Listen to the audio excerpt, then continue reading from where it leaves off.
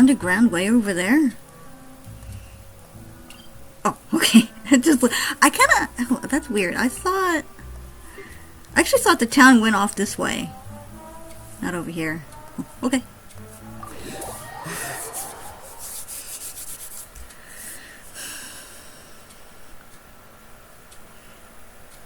This place looks deserted. Guess all the survivors must have evacuated already. All that's left here are signs of devastation. Could Farina really be here? Let's try to find her as soon as possible. Why is it whenever Paimon says, this place looks deserted, I always see someone, like that guy? Wow. I apologize for Paimon totally ignoring you. That's all on her, not me.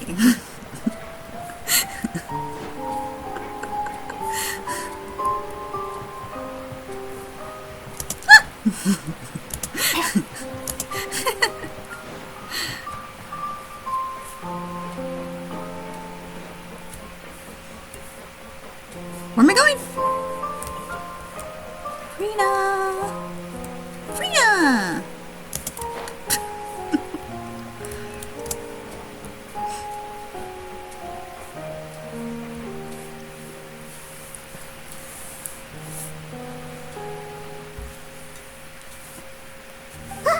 That's Farina, right over there.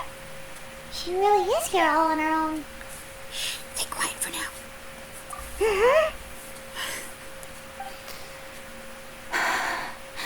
Should I just give up? This is all meaningless. What was meant to happen did happen after all. Everyone's dead. I'm sorry. I'm so sorry. Give up, Farina. There's no point in holding out. I'm sorry.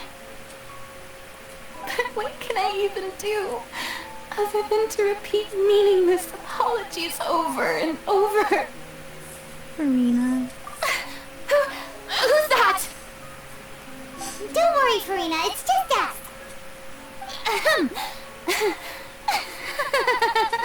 So it is you, blonde traveler from another land. Why, I almost thought you were someone from that mob of my ignorant subjects, come to kneel and beg for my forgiveness. Farina, you were crying just now, weren't you? The tear stains on your face are obvious. What do you mean, tear stains? Oh, I remember. The show at the Opera House earlier this morning was so moving. I'm still trying to process it. And it brought you here?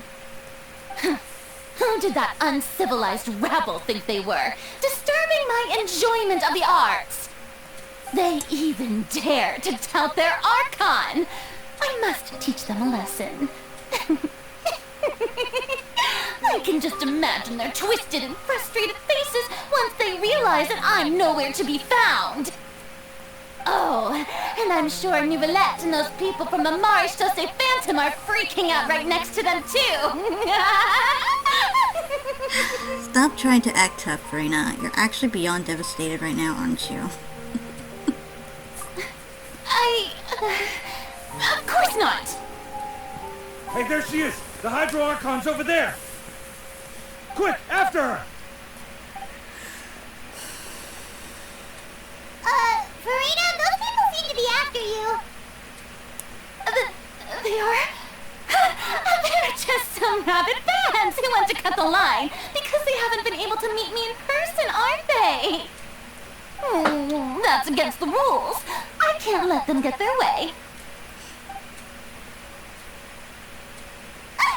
Farina just ran off. Quick, we have to catch up with her.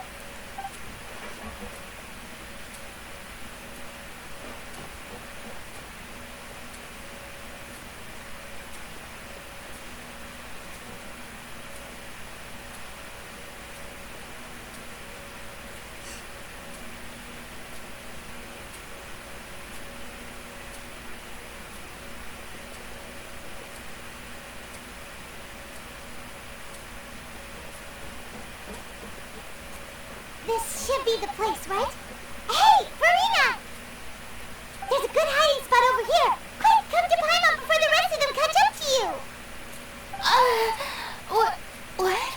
What is this place? Hurry, they're almost here.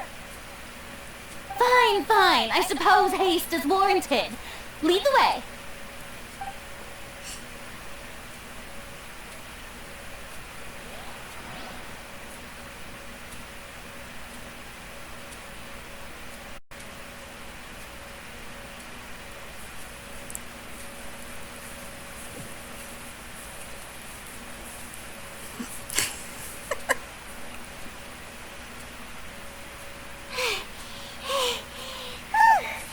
Paimon's exhausted.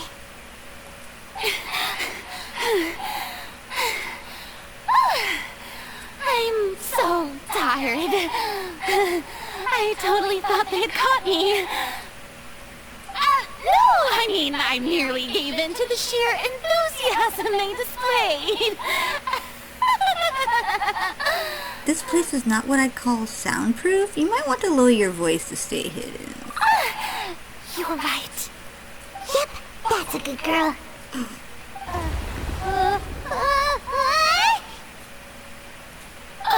What's happening? The ground's shaking. Is it an earthquake? Another disaster just struck, I suspect. Yeah, a quake of this kind preceded the flooding in Fontaine, didn't it? It can't be. It's happening again. Well, there's no need to worry too much about that.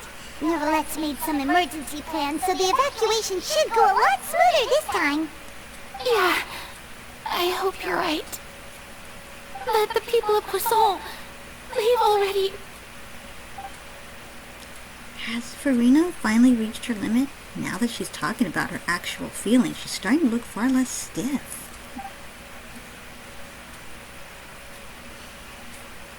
It's true. I've been investigating the prophecy for hundreds of years.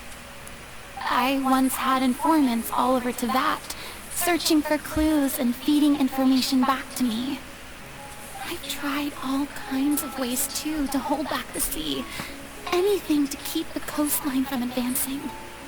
But all my efforts proved to be futile in the end.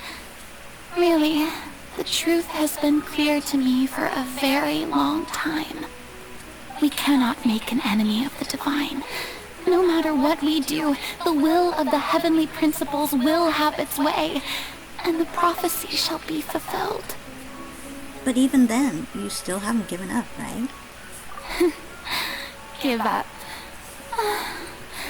I do love the sound of that phrase. It would mean finally coming to terms with fate, but also for me to finally be free. That would also mean that all hope would disappear. Indeed. I've thought about giving up so many times, especially after we almost lost Poisson. Fate is really unreasonable, isn't it? It has no heart and obeys no rules. The prophecy has only just started to come true, and so many people have already lost their lives. But just now, it all became clear to me. I still don't have the right to come to terms with fate on behalf of everyone else. As long as the final moment hasn't come, it's still not too late. Don't worry. I will keep hope alive for everyone until the very end. Oh, that's enough for now. I got the impulse to play the stricken maiden, but honestly, considering my rank and station, that wasn't a good fit at all. Don't take any of what I just said seriously. How could I possibly let Fontaine fall to the whims of trivial prophecy? Come on! I could have sworn you were actually being honest just now. We're running out of time. We can't just go back to square one like this. I have to get more information out of her. Farina, you might not have to shoulder this burden alone. Although I don't know what you might be keeping from everyone. Your people are more than willing to share your burden with you. Share my burden. That's impossible. It was fated right from the start that this would be my duty alone. But even if your burden doesn't need to be shared, you still choose to confide in someone. Just share with me. I'm what you call a witness. A witness? Yes.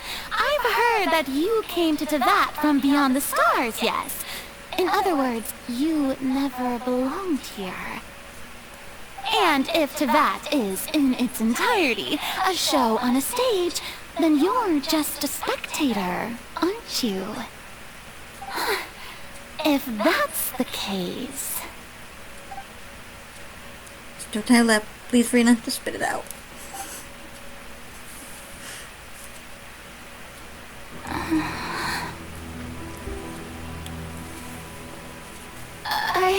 Is this how we're trapping her? So she confesses?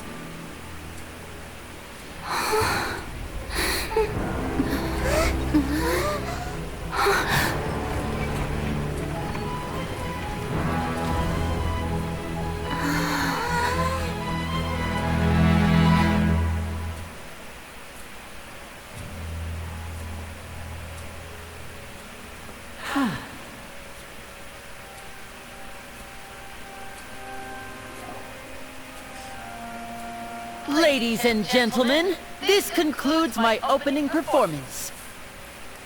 Now, without further ado, we may proceed to the trial of our god. So, this is what it is. Yes, you deserve praise for the effort you took to raise the dramatic stakes. Do not forget, however, that I am Focalors, the god of justice, the embodiment of justice itself. Does it not strike you as even the least bit absurd to bring the very concept of justice to trial? May I interpret these words as your refusal to stand trial? In that case, you will have the opportunity to defend your honor through a duel. You would draw your blade against a god? I've done it. I see. It seems like you have made up your mind.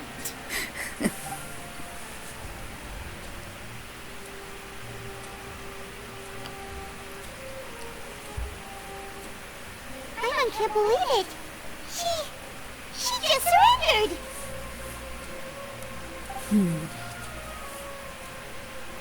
What the heck is going on? Did I just see an Archon surrender to a human? Wow, how utterly humiliating. Lady Farina, what is the meaning of this? It would seem that there has been a misunderstanding. To be clear, the raising of both hands is not always an indication of surrender. Looking for excuses again, huh? I raised my hands just now to indicate my acceptance of the trial. No duel shall be necessary. I will admit that I've been running away for a long time. I'm sorry, everyone. I was unable to protect the people of Poisson. It is my duty to stand trial for my crimes. You are not the only ones to be disappointed in me. I, too, am exceedingly disappointed in myself. But now, it is time for the Hydro Archon to show you her courage and resolve. I, Farina, will use this trial to show the world the true meaning of justice! This time, I will protect you. Applaud and rejoice. One of the most outrageous and fantastical arcs known to the opera epiclese is now unfolding before your eyes. Mark my words. This shall be one of the most exhilarating and brilliant shows ever to grace the stage of Fontaine! The trial of the Hydro Archon, Focalors, will now begin! Woohoo! Oh, now we're making history! Why does it feel like Farina just took over the whole thing? Like, come on! Didn't she just get forced to stand trial for her crimes? Also, even though she's still acting super dramatic, she is taking this seriously this time, right?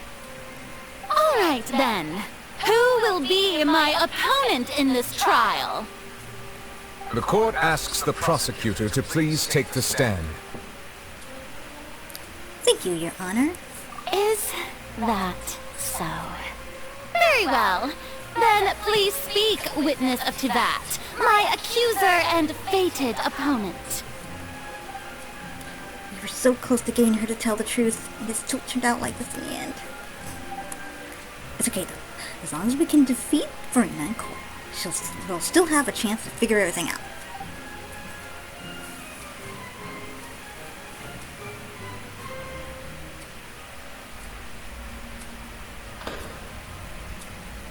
Also, please allow me to ask, as a final question before the trial begins. Just how much work did you do to force me onto this stage? Well, we did do a lot of prep after the meeting that day. I can go over the tasks assigned to the Spina di Rosula, since they were rather straightforward and easy. Navia, the president of the Spina di Rosula. Most of the people who participated in the disturbance this morning were my subordinates. They changed into plain clothes and came to the Opera House as regular audience members, waiting for the perfect opportunity to incite insurrection against you. The people's resentment against their Archon has been building as more and more of the prophecy is fulfilled. A spark was all we needed to turn smoldering anger into a flame. Moreover, according to our understanding and analysis of you, when something like that occurred, you would likely flee the scene and head to Poisson by yourself. So, we arranged for a second group to lie in wait there. So, you mean, the ones who scoured the settlement for me were also from the Spina? And their goal was to force you to step into the giant magic box so you may personally participate in the greatest magic performance in all of Fontainian history. That's right. That house was a magic box, rather than someone's residence. As the super ultimate version of the setup that I used when I first performed at the Opera Epiclese, Super ultimate. the volume of the box was increased by a whole order of magnitude, and the distance it traversed was the entire gap between Poisson and Araneas. Its cargo, of course, was an Archon instead of a human. My thanks, Farina. Without your help, we could never have pulled off such an extraordinary performance. You're welcome? Of course, this performance was only made possible with Father's support. The House of the Hearth spent a massive amount of labor in Mora to pull this off. We had to select a location, construct the giant magic box, dig a tunnel, and open up a path through the water. It was a lot of work for all of us. So, in other words, the earthquake that we felt within the giant magic box was just a normal tremor from the transportation of the whole house? Yeah, sounds like it. That's right. It wasn't a sign of another disaster to come. Sorry about that. We deceived you back there. Then, I can guess Neuvillette and Cloran's parts. You gathered a crowd, prepared a stage, and made sure that the champion duelist would be immediately ready for a fight.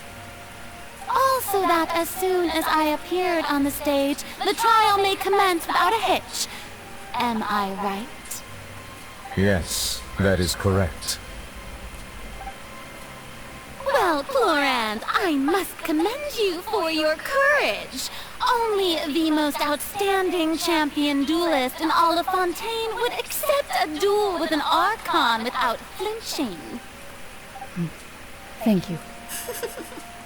As for you, traveler, I suppose your role was to keep me distracted with conversation once you found me in Poisson. You'd make sure that I didn't notice anything amiss before revealing yourself as my prosecutor once we'd arrived onto the stage.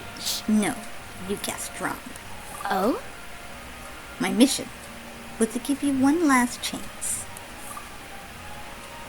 We hoped that you'd share your secret with us before the magic box arrived onto the stage. Is that so? Then I suppose I must have missed my final chance. It's fine. It matters not. What's done is done. The stage is already set, so there's no reason to disappoint the audience. Let's see this trial through to the very end. Yeah, the only thing we can do now is judge the Hydro Archon. Still, I can't help but be a little bothered by the conversation earlier. What did Farina want to say to me right before we arrived on the stage? Madam Prosecutor, please allow me to pass this along. This is a document that Miss Charlotte applied for and received permission to share with you during the trial. According to her, it should speed up proceedings. Huh?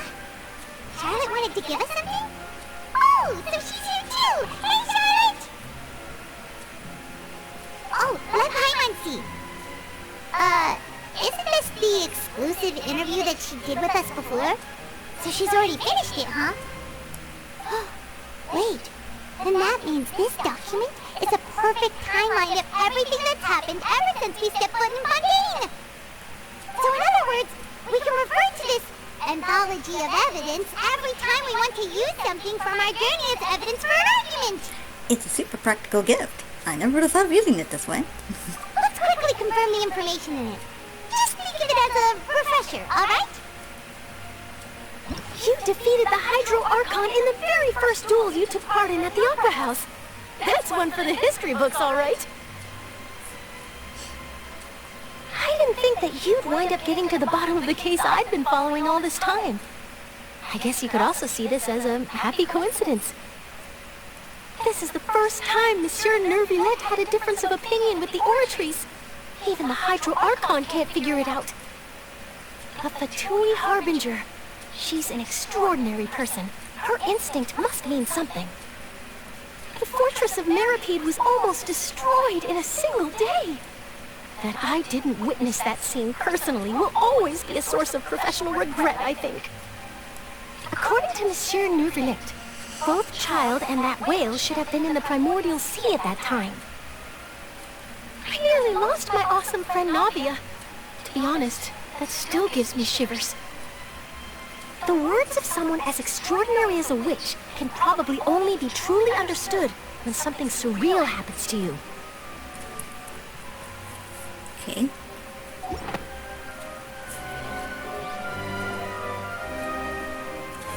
The prosecution and the defense are both in position. The trial shall now begin. Oh, come on, Neuvillette. There's no need to repeat all the unimportant legalese. Just fast forward to the part where the prosecution lays out my offenses. As the defendant and the lead actress of this performance, I still haven't even been informed of my supposed guilt in all of this. Of course, it is only natural for humans to struggle to understand the actions of a god. However, you will need more than that to convict me of a crime. That's true, but my charge here is unrelated to your conduct as an Archon. Instead, I would like to charge you as a fraud, who's never been the Archon in the first place. Yeah! Yes! Wait, what was that? Lady Farina's a fraud? I said it from the beginning. She's a false front. Hey, I came here thinking that we were going to try the Hydro Archon for forsaking her duty, but did I hear that right? She's not our Archon at all? Charge accepted. What? Oh. Lady Farina, do you plead guilty to the charge? Lady Farina. I plead not guilty. How can I be guilty? There is no way that I, Focalors, otherwise known as Farina de Fontaine, a member of the Seven and the Regina of all waters, kindreds, peoples, and laws of Fontaine, could be anything other than your true Archon. Yeah. Even though Lady Farina can be rather eccentric, isn't it going too far to doubt her very identity? No. Yeah, I've never questioned her identity either.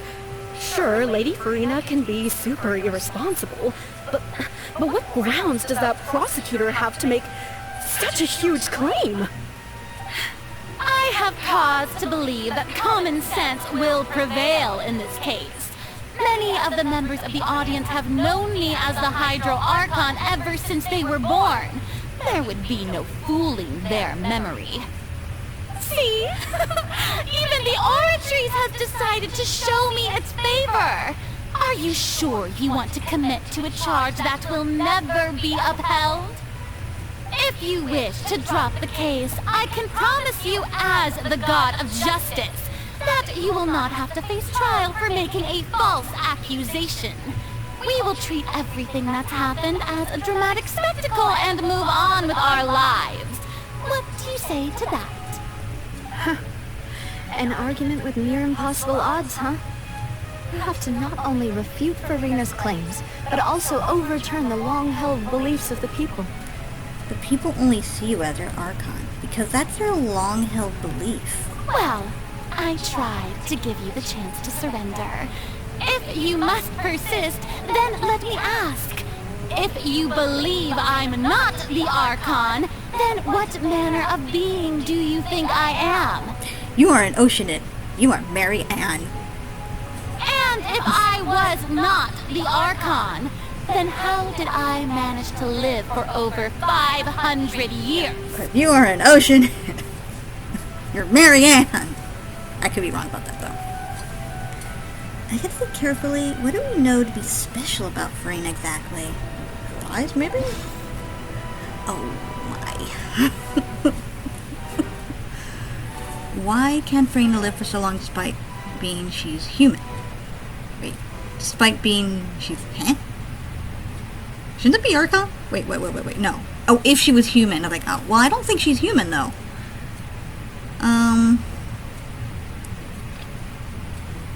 Irrelevant. Oh, just telling me it's irrelevant, huh? Oh. Wait, is that the one that they first That doesn't sound right. Oh, okay. Paimon doesn't think this clue can be used as compelling evidence to build our case. Okay. Oh yeah, meeting in May.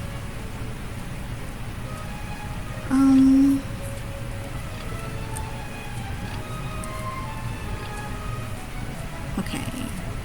So there's this one, but I kind of think it might be this one because of what she said about her. First of all, you may be a member of another long-lived race, which would allow you to naturally possess an extended lifespan. And second of all, even if that wasn't the case, there could be other ways to extend your life. Such as a curse. Who gave you that idea? Was it the knave? You'd sink so low as to use a harbinger's words against me. It doesn't matter who gave us the information. What matters is the veracity of the claim. I'm not sure if I said that correctly. I'm not used to that. I once thought it possible that the aura of an Archon might naturally resemble a type of curse. But in light of this claim, perhaps what I sensed was not your divinity, but a curse after all. You sensed it too, huh, Neuvillette? So, Farina, instead of an Archon, could you just be a cursed human? Lady Farina is actually a human? Well, it is true that it's extremely difficult to tell humans and gods apart just by looking at them. It's not impossible. That actually would be interesting. Like, human, well, why is she cursed? I mean, I once kind of thought that maybe the original, like the actual Archon, decided to, she approached Furina and said, "You will be the next Hydro Archon." And somehow, that made it so she could live a long time. That's not something I actually talked about, but it was something I thought about.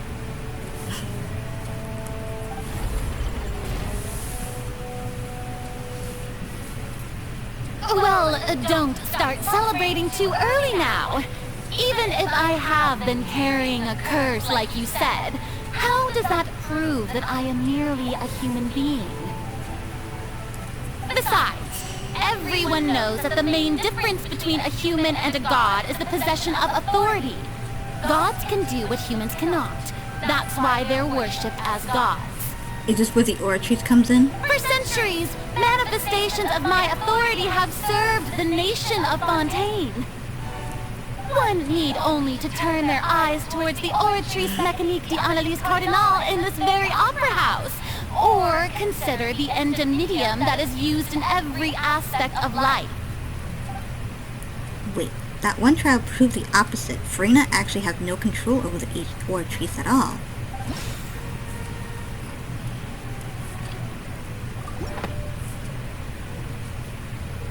You tried to reference the Oratrice, but weren't you as confused as all the rest of us when the Oratrice declared Child to be guilty without any proof? Otherwise, you should have come up with a good explanation for that by now. Didn't I make myself clear at the time? The decisions of the gods are naturally difficult for humans to comprehend. There is no need to provide an explanation. Lady Furina, I believe a reminder of your current circumstances is in order.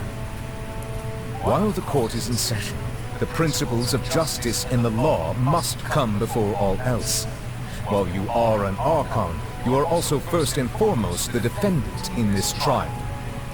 You will prove yourself unable to defend against the prosecution's charges if you continue to withhold vital information against the rules of the court. I never thought you'd use that kind of rhetoric against me. That was no trick of rhetoric, Lady Furina. I've merely reiterated the rules of the court. Rules that all should respect and follow. Especially a god who represents justice. So, you neither knew why Child was declared guilty, nor did you understand the structure and operations of the Oratrice. Instead of having been created by you, the manifestations of authority you mentioned have been made by the real Hydro Archon, haven't they? The real Hydro Archon? Well, now you're really losing me. It is true that I did not know why the Oratrice gave out a guilty verdict that day. But the Oratrice handed out that verdict unilaterally, and it has been operating independently ever since it was first created. You can't argue that just because a divine creation is flawed, that the god behind it must also be no god at all. She's still throwing out all kinds of excuses. Seems like she's confident that we won't be able to produce proof that she has no power over the Oratrice. Sure, we can put the Oratrice aside for now. But then, Miss Furina, could you give us a brief demonstration of your power as an Archon? My power as an Archon? There are many ordinary citizens in the audience. How can I just carelessly demonstrate the formidable power of an Archon? If that poses a concern, I'm prepared to extend my protection to the audience. You don't need to go that far. A brief demonstration of your power over Hydro should be quite harmless. Surely an Archon can at least match the oh god, I can't say that word very well, of a human with a vision. Capacity. Aren't you the Hydro Archon? Or is it that you can't even wield the power of Hydro, much less the authority of a god? Indemnitium! Yes! It's all because of Indemnitium! All Archons derive their power from the faith of the people, and I've converted the people's faith in justice into Indemnitium! Thus, Did I give up all of my divine power to provide everyone with energy for their daily lives? Have you ever seen a more magnanimous god? Isn't that a huge stretch? Yeah, no matter how generous an Archon can be, how could they give up all their power? Can a god with no power even still be called a god? It seems like nobody's buying Furina's excuse. Hey, come now, everyone. Please don't stare at me as if I was a liar. I'm still the same Furina you knew, right? The one that you loved. Shouldn't you want to believe in me? The truth, and nothing but the truth, Furina. Please?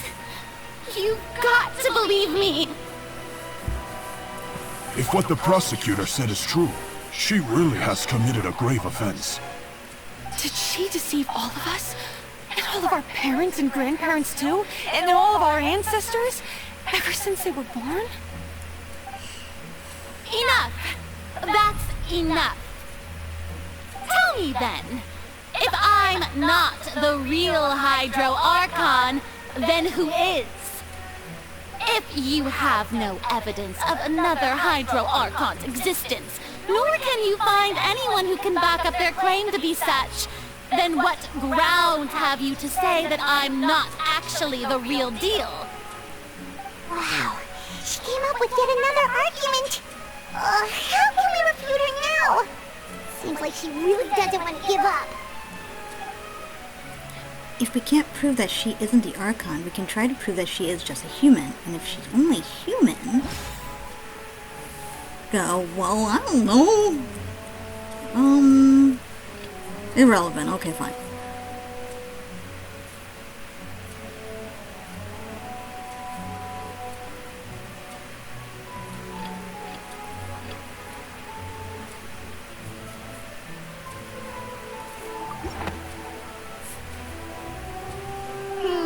That doesn't sound right. Tyler doesn't think this... Okay.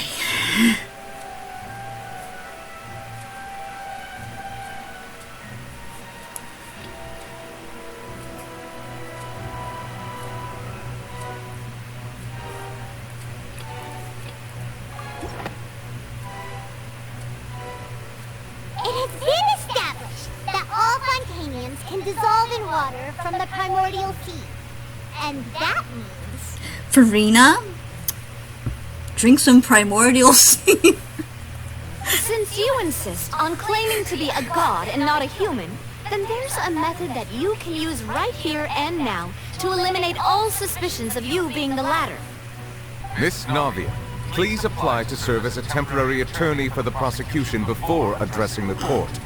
Though you act in partnership with the prosecutor, you must still adhere to proper procedure. Super sorry, Mr. Chief Justice. I swear this really will be the last time that I'll speak out of turn. I don't know about that. I don't trust her. Now, I've brought some seawater from Poisson. As everyone knows, a massive flood struck the area not long ago, taking many lives. I don't hold it against you, though, now. So don't worry. Including those of some of my closest friends. So, Miss Furina, would you dare to touch some of this seawater? Now, if she's an oceanid like Marianne, then I don't see how that would affect her at all, so she could actually be a cursed human. If we were to believe that you are indeed the real Hydro Archon, touching this seawater would have no effect on you. All it should do is strengthen your case. Which is initially what I thought to begin with when I first started the story. Before I did any of the world quests. I thought, But, if you don't dare to touch it, then we would have basically proved the reverse. Oh, and I must remind you that after the disaster at Poisson, nobody wants to see any more people dissolve. I do hope you'll act prudently and choose the simpler path of admitting guilt. Navia from the Spina di Rasula. The Spina has governed Poisson for many years. I guess her suggestion is valid. If Lady Furina is indeed just a human, she's probably Fontainian like all the rest of us. Would she really dare to try?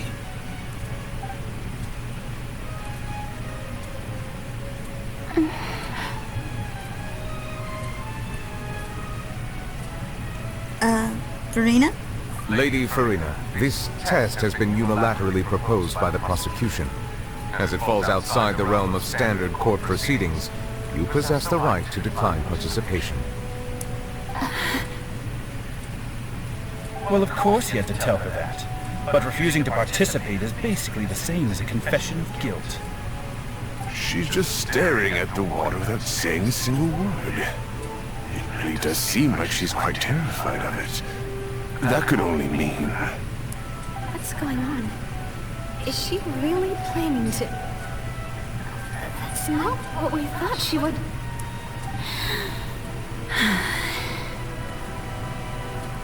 Due to the inherent risk of the test, Lady Farina, you may...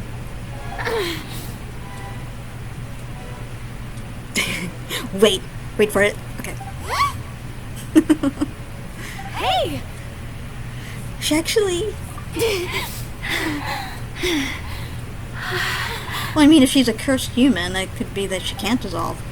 I'm fine! Look at me, everyone! My hand is still here! I haven't been dissolved! Will you believe me now? I really am your Archon! I'm nothing like a normal human who would fall apart as soon as they touch this water! Really? Was this not the most obvious thing in the world? Miss Siegewing? If you're present, Miss Siegewing, please come forward and attend to the defendant. Siegewing? Don't be nervous. It'll just take a few seconds. Let me see. That should be enough. Please announce the results of your evaluation to the court, Miss Siegewing. As everyone doubtlessly saw, Miss Farina was displaying symptoms of hyperventilation and flushed skin. These indicate that she was experiencing the adverse effects of exposure to primordial seawater.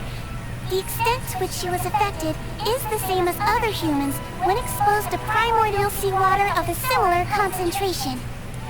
Thank you, Miss Siegewing. Lady Farina, you may return to the defendant's stand. Oh, wait. What did she just say? I didn't get dissolved. Shouldn't that be enough to prove my innocence? Well, considering your tendency to run from your problems, we did originally prepare a direct sample of the seawater around Poisson. However, after extensive discussion, we exchanged it for a sample that is not concentrated enough to dissolve an actual human. After all, on the off chance that something entirely unexpected might occur, we don't want anyone else to lose their life to the sea. Yeah, so out of regard for Farina's life, you secured a low-concentration sample and asked the head nurse to serve as an expert witness. It's a great thing that the direct sample wasn't actually used. Farina could have... I can't believe... You... But what's really going on here? Farina can't have known the consequences of touching that water as a human. This is too unlike how she usually acts, unless it's actually more important for her to keep up her facade than to save her own life. But hadn't she given up on everything a long time ago? Listen to me, everyone! Please don't give me such cold and disdainful looks! What happened just now didn't prove a single thing! Think about it! How can you conclusively prove that an Archon can't also be affected by the primordial seawater? Also, if I was really just a human, why would I dare to just put my hand in that kind of water?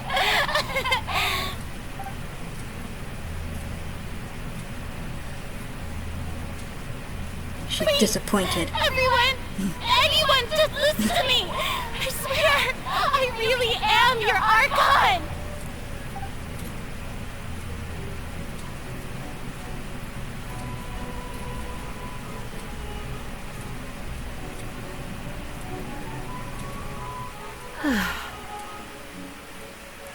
I don't think anything she says at this point will sway anyone. The odds are just too stacked against her now. With all the things that have been said, Hyman doesn't think there's any way left for Farina to win. I believe the time for arguments and presentation of evidence has come to an end. If there are no objections, we will move on to the final judgment.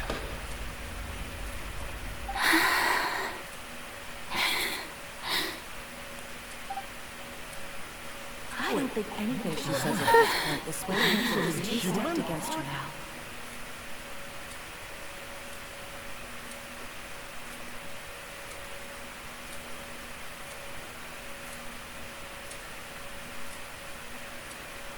In my capacity as Chief Justice, I shall now render judgment on Furina's misrepresentation of herself as the Archon of Fontaine. As a human who knowingly deceived her fellow citizens, Furina is guilty.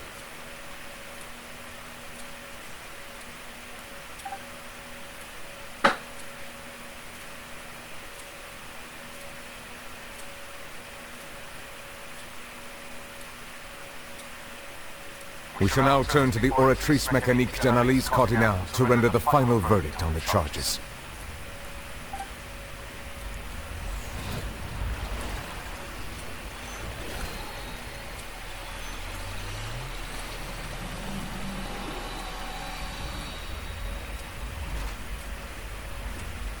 According to the judgment of the oratrice mécanique d'analyse cardinale, Furina is... Well, what's wrong? What's the oratrice's verdict? It can't be. Did the oratrice just declare Furina to be innocent? No. The oratrice also displays a guilty verdict. Isn't that correct then? However, the exact wording of the verdict is thus. The Hydro Archon, guilty, to be punished via the death sentence. The death sentence? That's actually one of the available sentences? I've always thought that it was just a myth. The one and only time the death sentence has been handed out at the court, and it's been given to the very person we've worshipped as the god of justice? What an unexpected twist. Furina's been sentenced to death by the oratrice? We just wanted to use the trial to show her the seriousness of things so she'd tell us the truth. How did things escalate this quickly? This outcome is indeed quite strange. According to Fontaine's current definitions of justice, as well as its recommendations for criminal sentences, is this sentence really appropriate for the crimes that have been committed? Yeah! Even Masquerade wasn't sentenced to death by the oratrice. You know, the real evil mastermind behind the serial disappearances case. What's more strange is, instead of Furina, the oratrice rendered judgment on the Hydro Archon. Indeed. Not only is Furina's sentence overly excessive, the very point of our trial today was also to prove that Furina has never been the Hydro Archon in the first place. But now, the oratrice seems to have deliberately invoked the title of the Hydro Archon. What does this mean?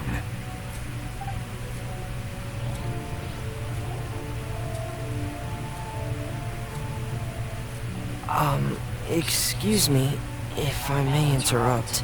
Friendly? You? Is the trial still going? Fremine! Oh, you finally made it. I assume this means you've completed your mission? Mm-hmm. Any mission Father assigns to me will always be top priority.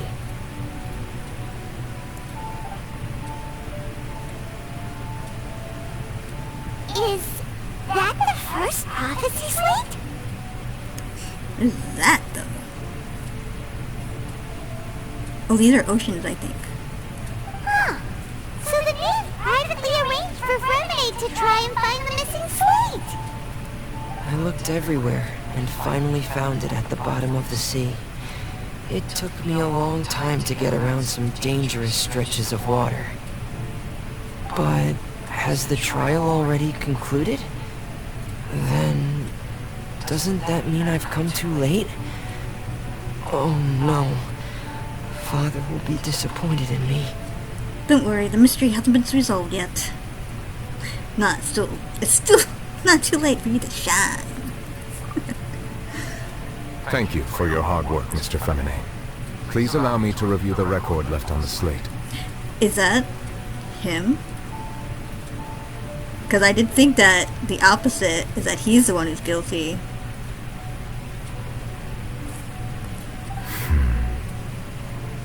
That maybe Focalors set him up because she didn't like dragons, like Agiria. Traveler, I believe that you have already seen the other existing slates. I would like you to come here and confirm their contents.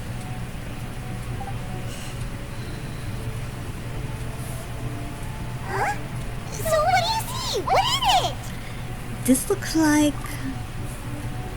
the previous Hydro Archon releasing her divine power, turning the oceanids into human beings. I believe I've now made sense of the Hydro Archon's crime. It has to do with Fontaine's lost history. Huh? Isn't the Hydro Archon just guilty of deceiving her people? Oh, wait, no, that's Farina, and we've already proven that she's not the Hydro Archon. So when you say Hydro Archon, do you mean the real Hydro Archon we've been kind of talking about?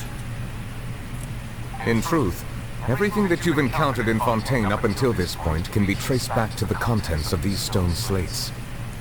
However, I'm uncertain as to how much sense they currently make to you. An association between the contents of the slates and the events in real life. Okay, let's try to recall the contents of the other 3 stone slates. Paimon will do her best to help you remember.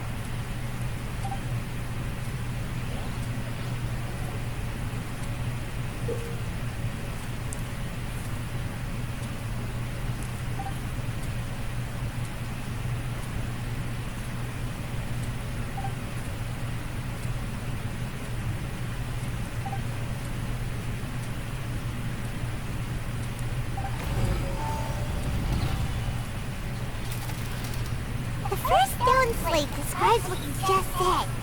It seems to show the previous Hydro Archon using her divine power, and then the oceanids turn into humans. So I guess they turned into human. Okay, but what? Does that mean that Fontainians are transformed oceanids? Oh, Paimon wasn't expecting that.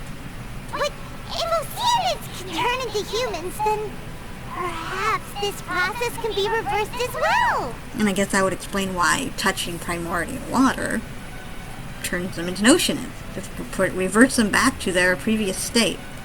The second stone slate shows Celestia floating in the sky, and the Hydro Archon and her people worshipping it together. But the heavens still brought judgment down upon them.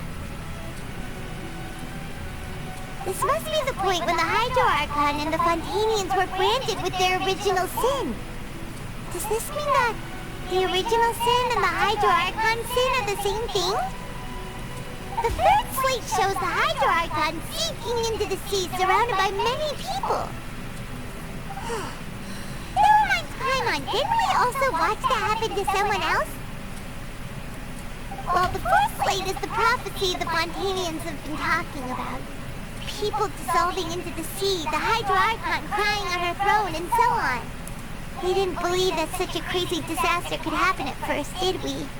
But after that incident, it was just a question of when and not if.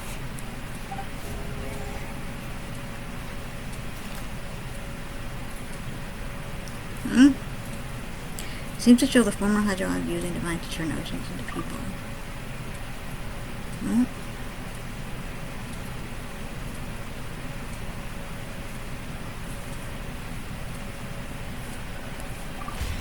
We know from the case of the serial disappearances of young women that Fontainians can be dissolved in primordial seawater. And the first stone slate tells us that long ago the Hydro Archon used her power to turn oceanids into humans. This might be the reason that Fontainians can dissolve.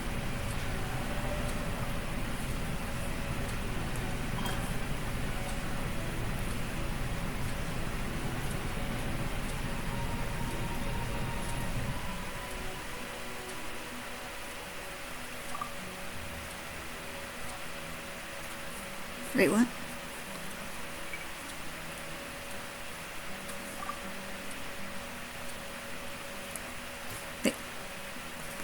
What am I trying to verify?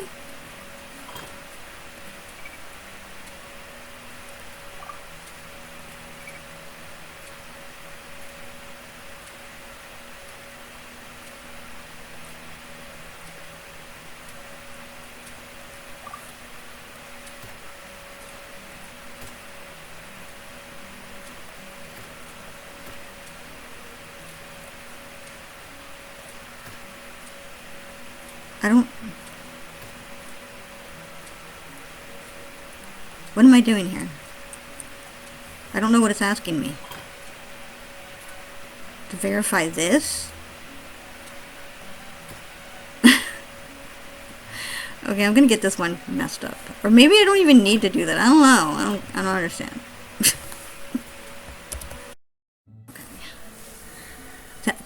I just don't understand what they're asking me. Okay, I'm just gonna pick this one. See what happens. Sound quite right. Let's think about this some more. I just don't understand.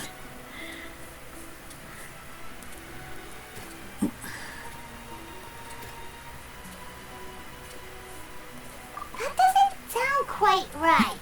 Let's think about this. Yeah, because I don't really know what they want me to say. That doesn't sound quite... Perhaps what is about to take place has all happened before. The true sin of the Hydro Archon that Neuvillette mentioned, and the original sin cast down on the people of Fontaine by Celestia, as recorded on the stone slates.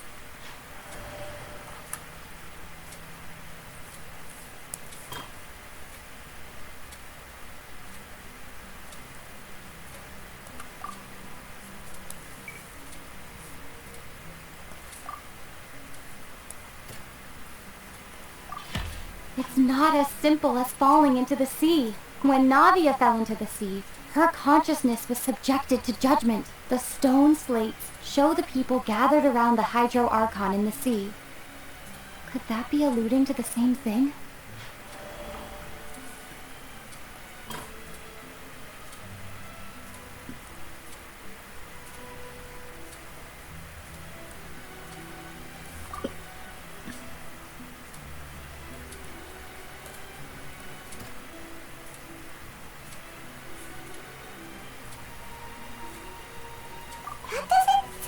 I don't think so.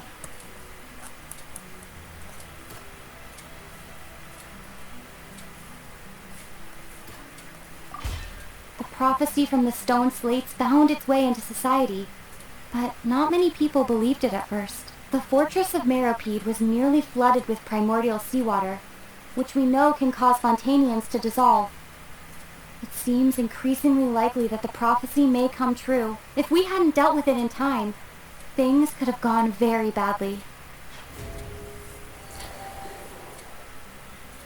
They'll dissolve into the primordial sea but won't cease to exist. Their essence will flow in the seawater, converge, and take the form of an oceanid. And that's how maybe Aguirre decided to save the people. But then, why did she turn them into humans to begin with? Other than the fact that I said that they actually are from the bones and bones of the Hydro Dragon and the tears of Aguirre. So that means, in other words, they are still kind of like part dragon. The Hydro Archon was sentenced to death in court, shocking everyone present. Perhaps this means that her sin was actually Fontaine's original sin. Navia fell into the water inside those ruins, and she nearly dissolved. She was surrounded by the people of Poisson in a court within her consciousness, and was forced to take part in a trial meant to make her stay. The eruption of the primordial sea at the fortress of Meropide was the surest sign that the prophecy was about to come to pass no matter what. The prophecy's contents can all be verified by recent events. If we combine what we know together, loads of truth should come to light.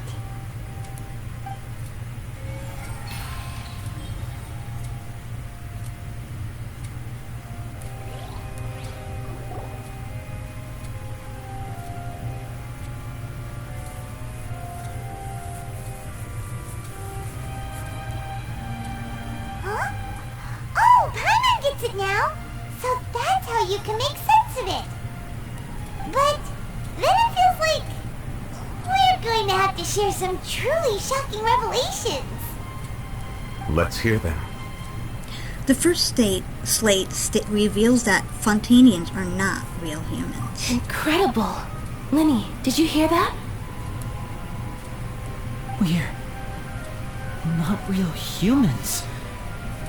All Fontainians were originally created by the late previous Hydro Archon, with oceanids as their basis. The evidence for that can be found in how only Fontainians could dissolve in primordial seawater, and how all the girls Vacher dissolved were also turned into oceanids. Oh, and according to Navia, when she was about to get dissolved, she also saw everyone gathered around for a trial, all of them in the shape of oceanids. Indeed.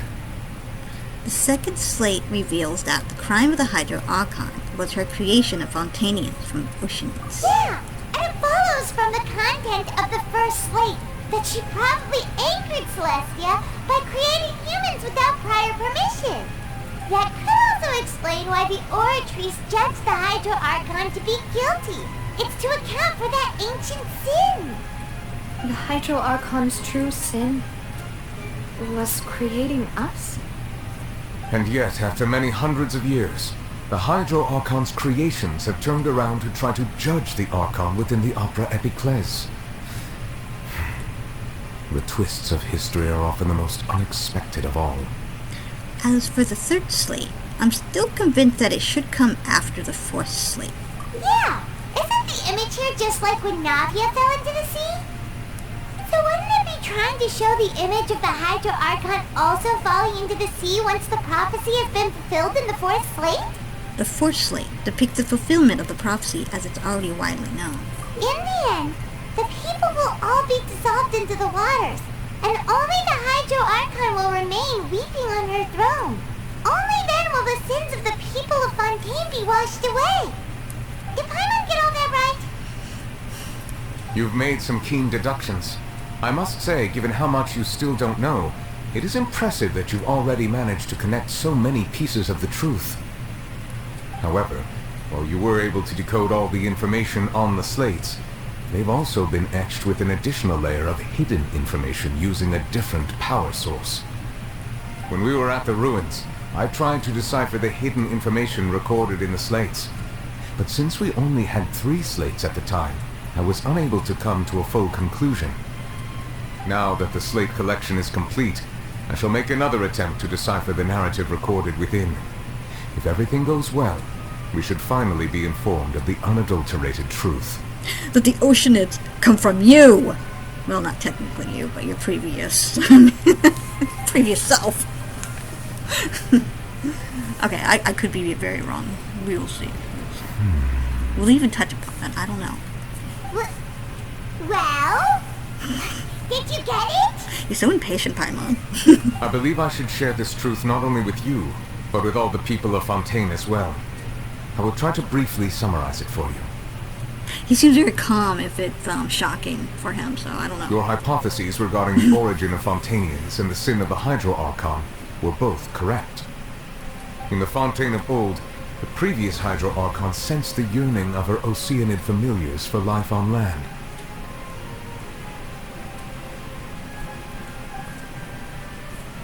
The oceanids were enamored with the beauty and romanticism of human beings, and wishing to have those experiences for themselves, expressed to the Hydro Archon their desire to become of a similar kind.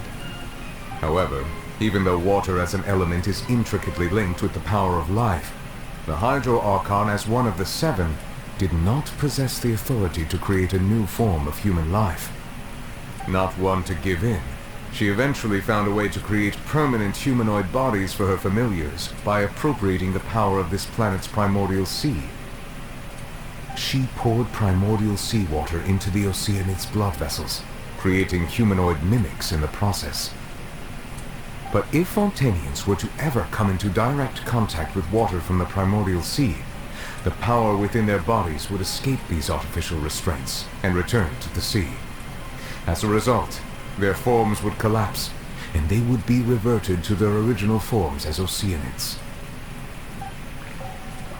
Of course, the Hydro Archon never received permission from the heavenly principles to create a new human race.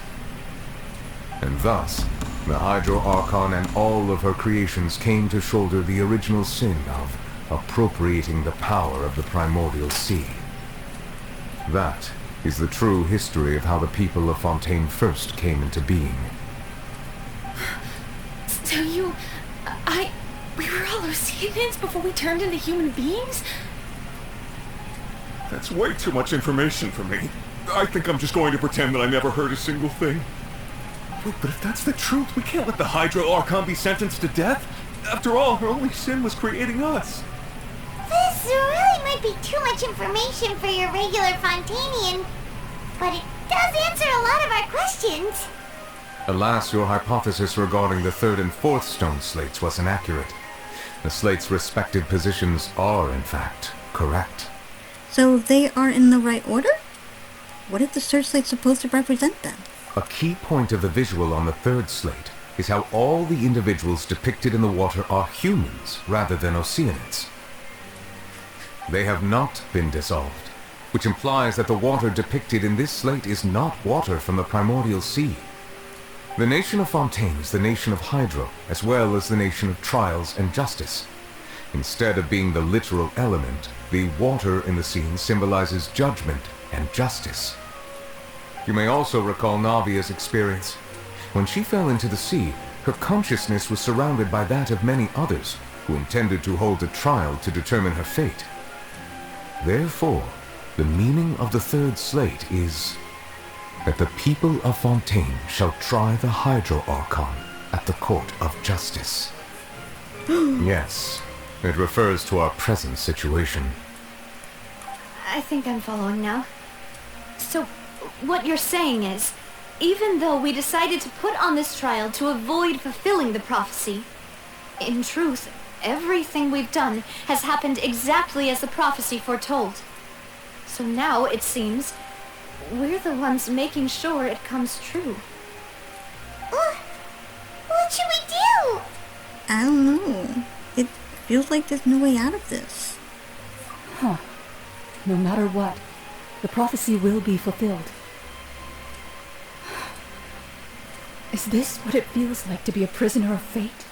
So when I said that she was an oceanid, I was actually correct. If that's the case, does that mean the scene in the fourth slate will also be fulfilled soon? Traveler, I would like to point out another small fallacy in your deductions.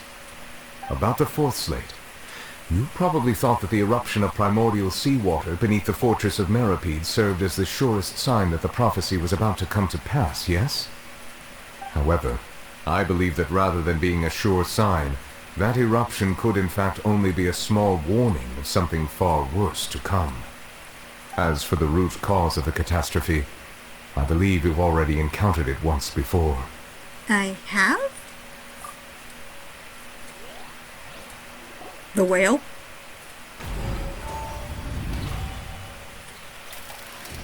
This eruption was just a small warning of the things to come.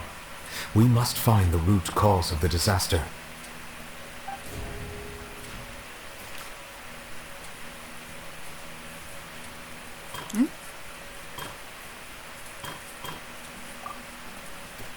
I'm just gonna go with this one. See what happens. That doesn't sound quite... No, really? What's this? Well, yeah, that's what I was, that's the one I wanted. That's the one. It was both dream and reality. If we're talking about a true culprit, that could only be that thing inside the primordial sea, right? The truth, the original sin, the trial, and the root cause of the disaster.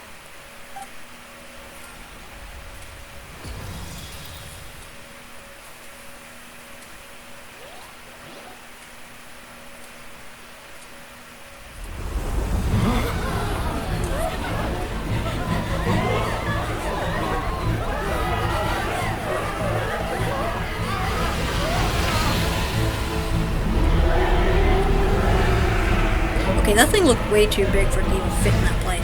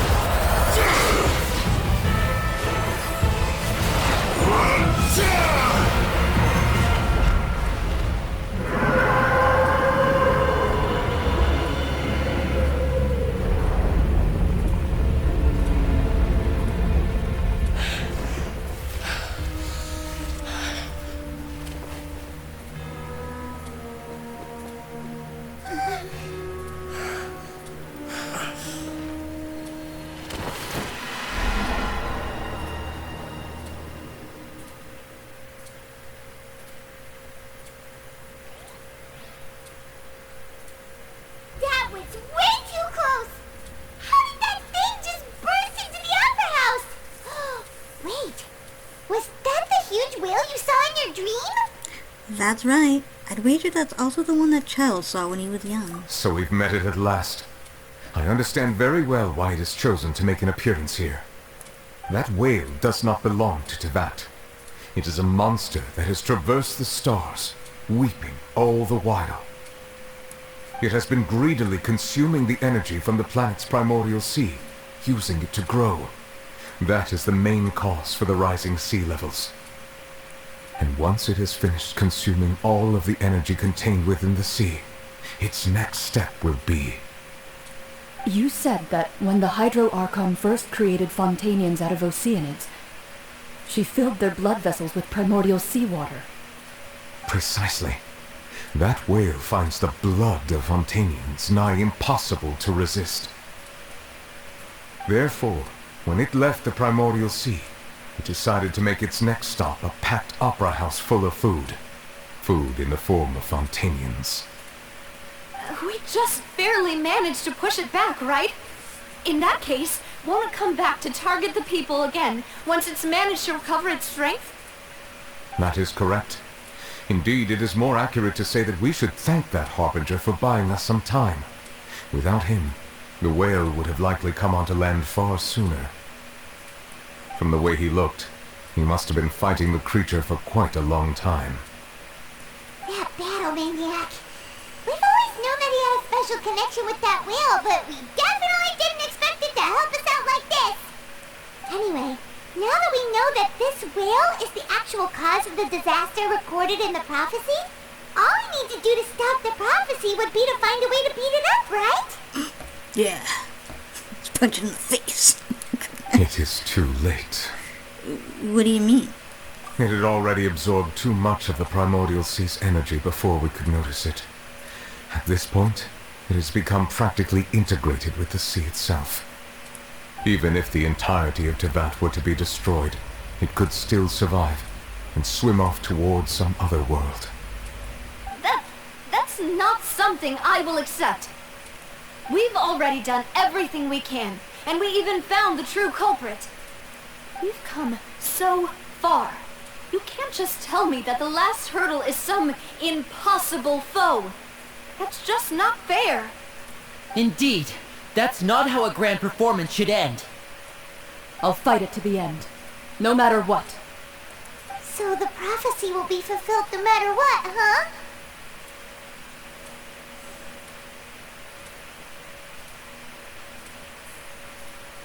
The prophecy.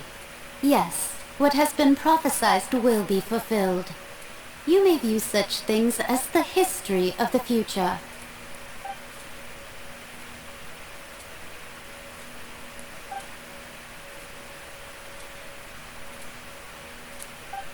Just as prophecies are usually only the future as seen from the perspectives of the gods, could things be happening in hidden corners where the gods' gaze does not fall? Ultimately, Fate shall serve as your only guide, no matter what will happen in Teyvat's future. All you need to do is to play your part. Could it be that even if the prophecy will be fulfilled, there will still be a way to save everyone? Did I miss something? Wait, I forgot about Furina. What was it that she wanted to say to me at that last moment in the giant magic box? What is her real secret?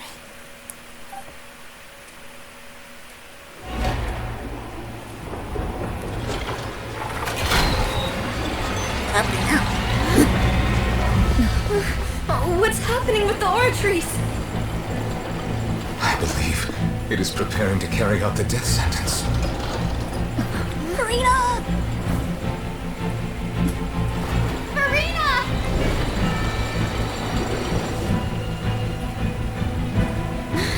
No, I still need answers.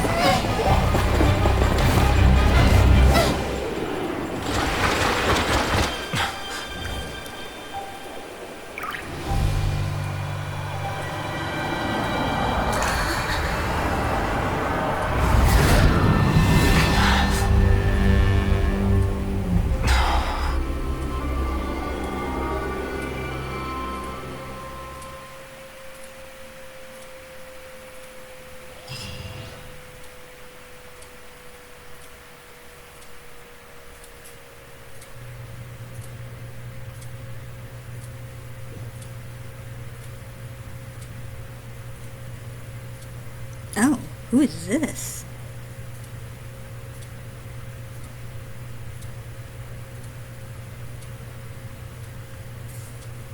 You.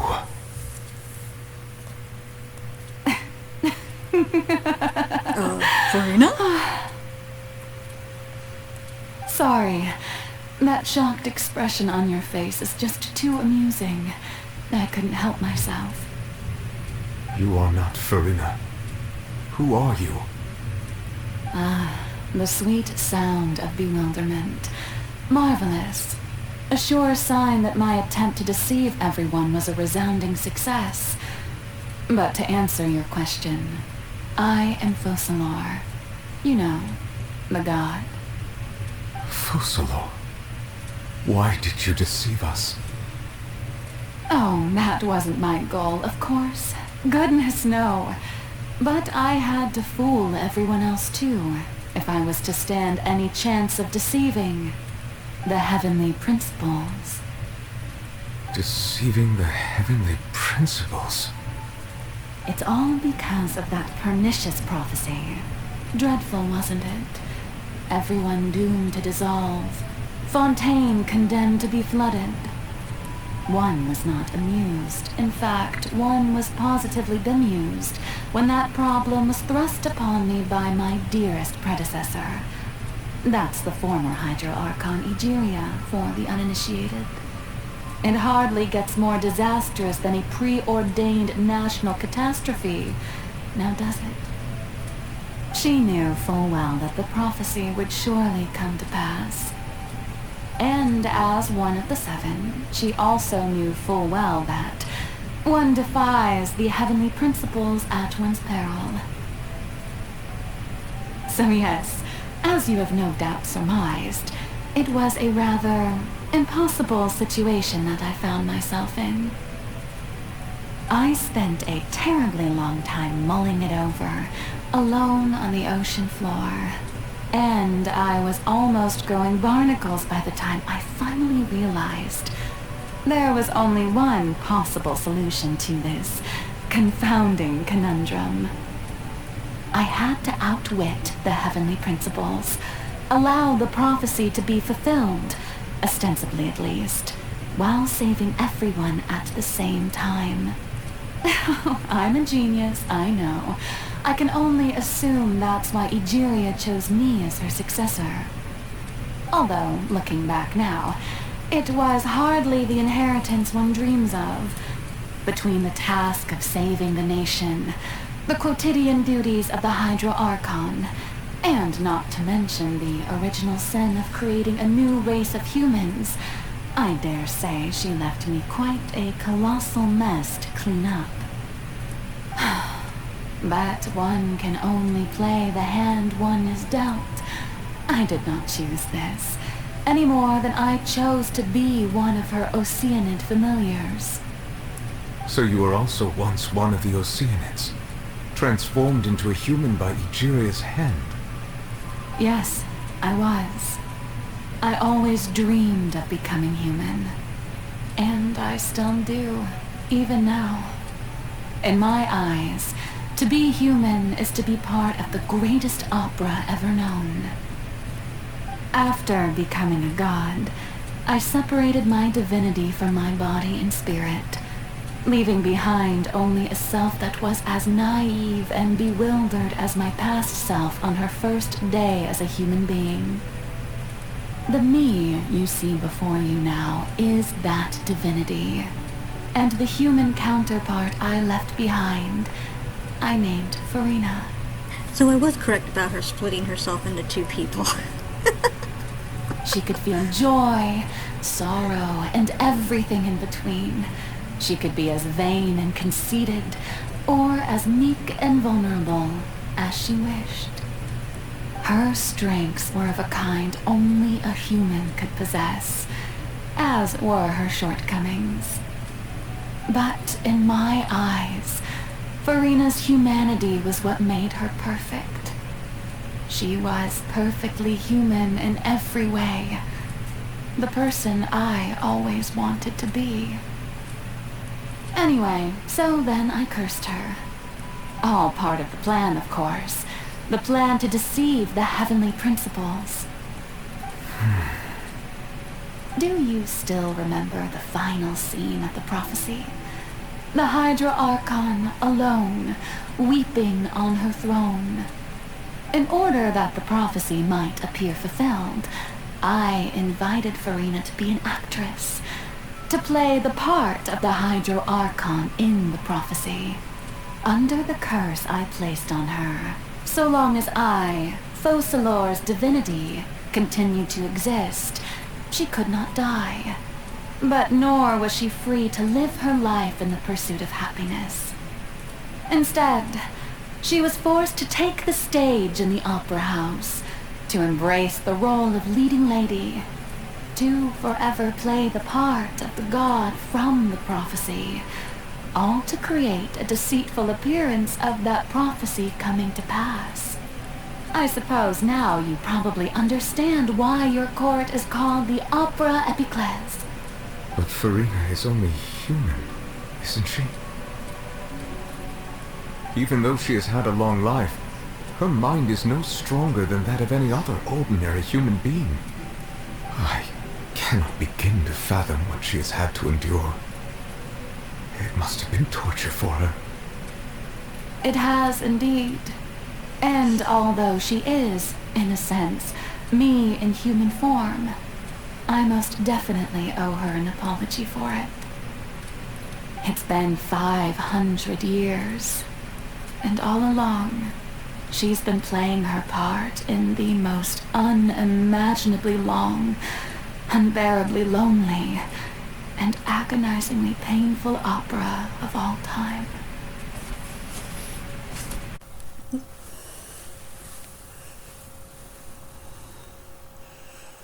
I came into contact with Furina's tears? If I remember correctly, tears often contain a being's strongest emotions. With sufficiently strong hydrosensitivity, I can form an emotional connection, just like I did with that oceanid at the Fontaine of Lucine. Wait, could this be Furina's inner world? Furina? What is she doing on stage? Wait a moment, that probably isn't Furina. That's likely a reflection of her inner self. If I can directly speak to that self, I might be able to easily get what I want. No. This really should be spoken by. Not me. I came here for answers. Either way, this opportunity is not to be missed, so let me try talking to her.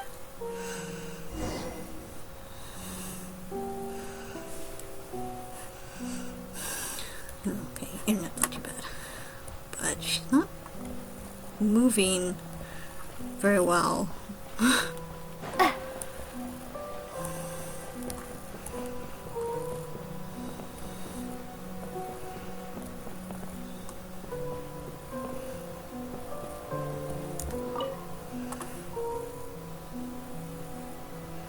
Oh? Who permitted you to come onto the stage? Now, I understand your admiration for my august self, but I must ask you to keep to the rules. Come on, it's me. Farina? All right. It is not my intent to reprimand you. There is no need to state your name. Just be off with you. Do not distract me from my performance. Don't look at me, don't look at me. But I don't see any audience here. Oh, do not jest. Can you not feel it? I am Focalors. The eyes of countless Fontainians are upon me. I must, at all times, display the utmost elegance and nobility. Something's off. There's no getting through to her. Even in her heart of hearts, she's still playing the role of the Hydro Archon. Role. I said rule. What sort of resolve must she have that even her inner self and subconscious would have such an impenetrable defense? I have to find a way.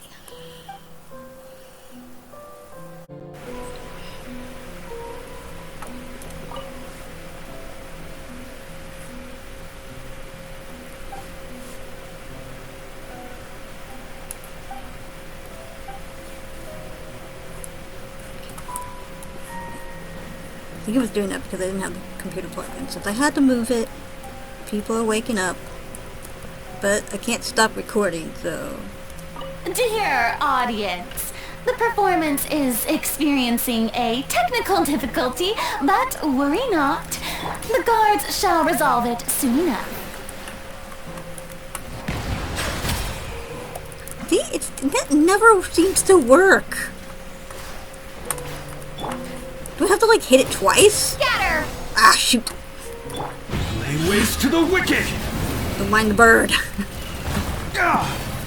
Cry without echo, shackles. Bow your head. Right now it did it.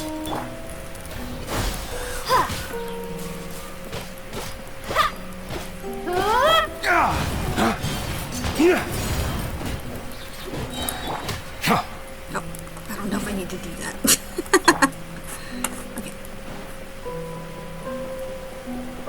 Hey, what gives? The audience is still watching me, you know. Guards? Wait, where are the guards? Signs Guards! without end. Chains. Justice is blindsided. Spring forth! Be sanctified. Where are you? Silence! There we go. The doctor was... Man, you're annoying.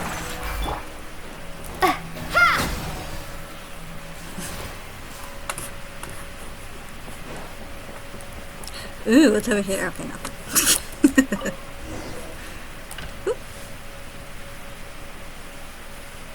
It's all the spotlights turned off. In Farina's heart, they must have symbolized the eyes of the people on her.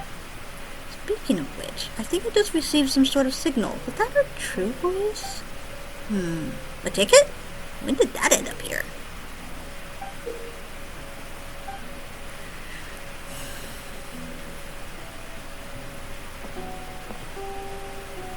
Either way, looks like the show is about to begin. In that case, show me how you truly feel, Farina. Scene 1. Before a mirror. Farina. Do I... Okay. Oh.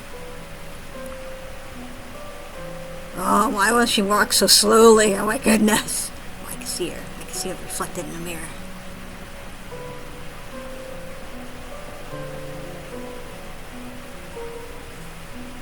Farina. Huh? was that? Who's calling me? Where are you? Be not nervous. Be not afraid. I am before you. Wait a moment. You're near me? How can this be? Near you, huh? You know what? That's not bad. Let's go with that. Near me?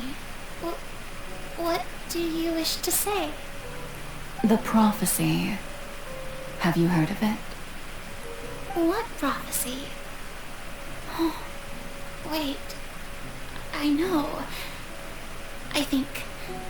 I don't know why, but it's in my head somehow.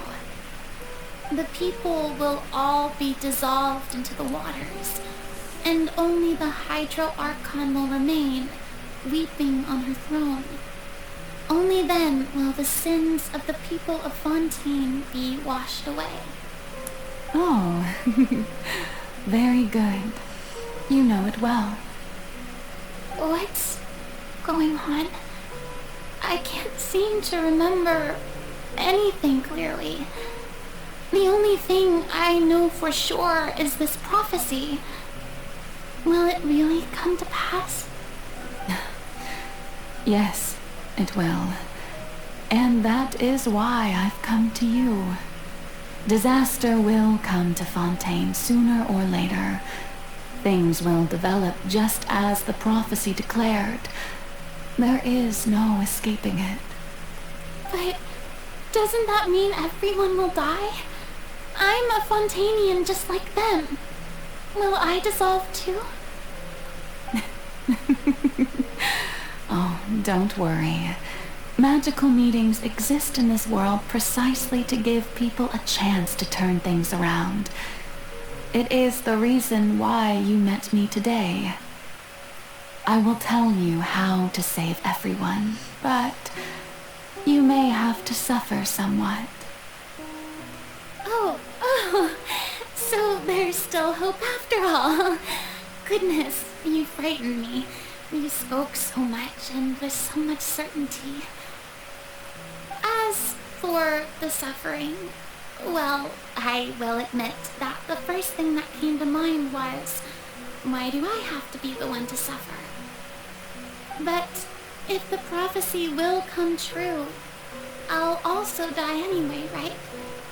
So if I've already met you as my magical meeting in this world, if there were scales, with all the people of Fontaine on one side, and my pain on the other, is it not obvious where the scales should tilt?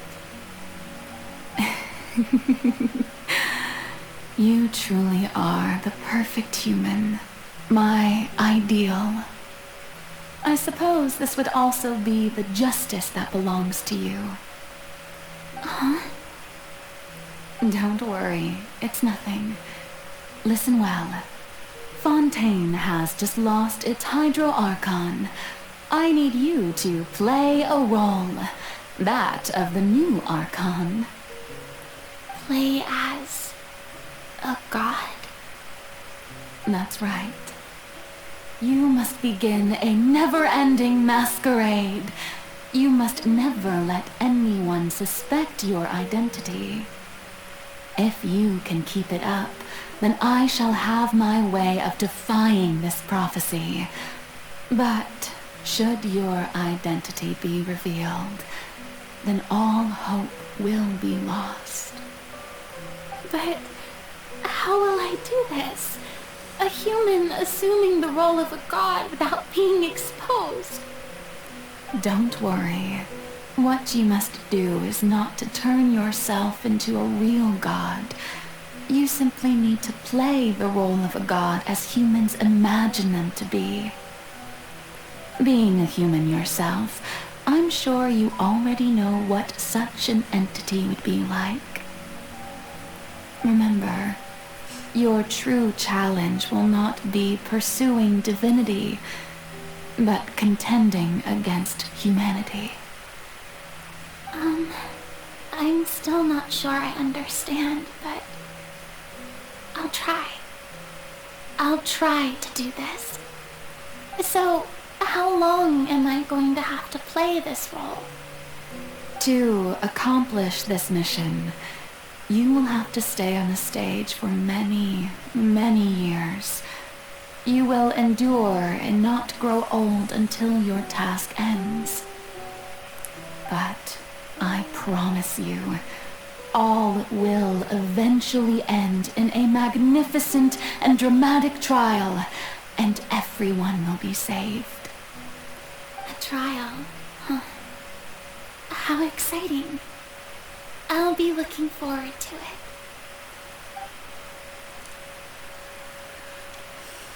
Session speech. Farina.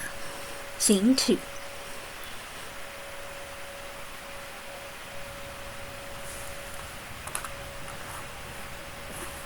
Okay, let's not detour away from the past. I'm just gonna walk that slowly.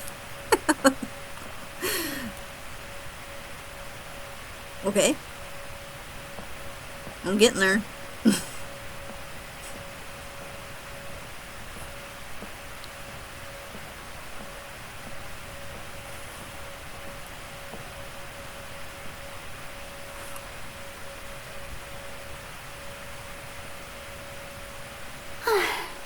The Maison Cardinalise has announced my accession, but this is my first time facing the people. What should I say to most appear like a god? To be honest, I still don't know.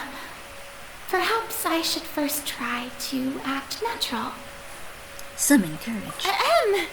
Ladies and gentlemen, good evening, and welcome to the Opera Epiclese. Oh. I'm sure you've all heard about how I have taken on the role of Hydro Archon. Indeed, I am Farina de Fontaine, your new Archon. Appear earnest. In truth, I know little about becoming a nation's new god, but it will be my honor to guide you all. As the god Focalors, the god of justice, I shall do all within my power to lead you into an age of fairness and justice. Close politely. Once again, thank you all for coming. If you should have any questions or suggestions, please send them to the Maison Cardinalise. The future of Fontaine will require us to work together, after all. This should do it. I thought I might stammer, but thankfully, I was able to convey my thoughts just fine. Okay, and next.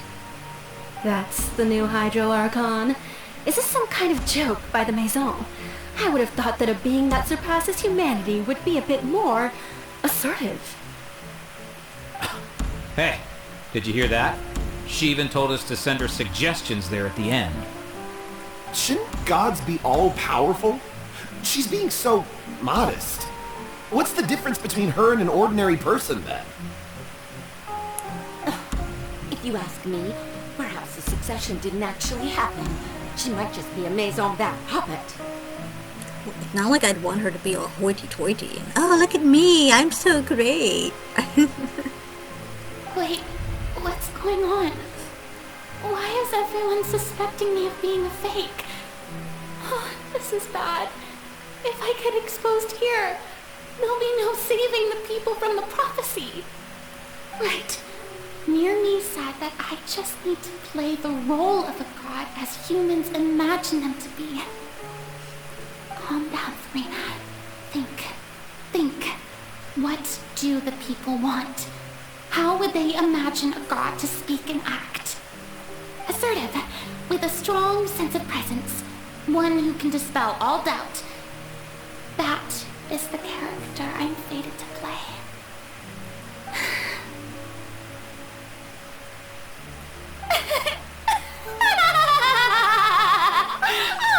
Oh, very good, my people.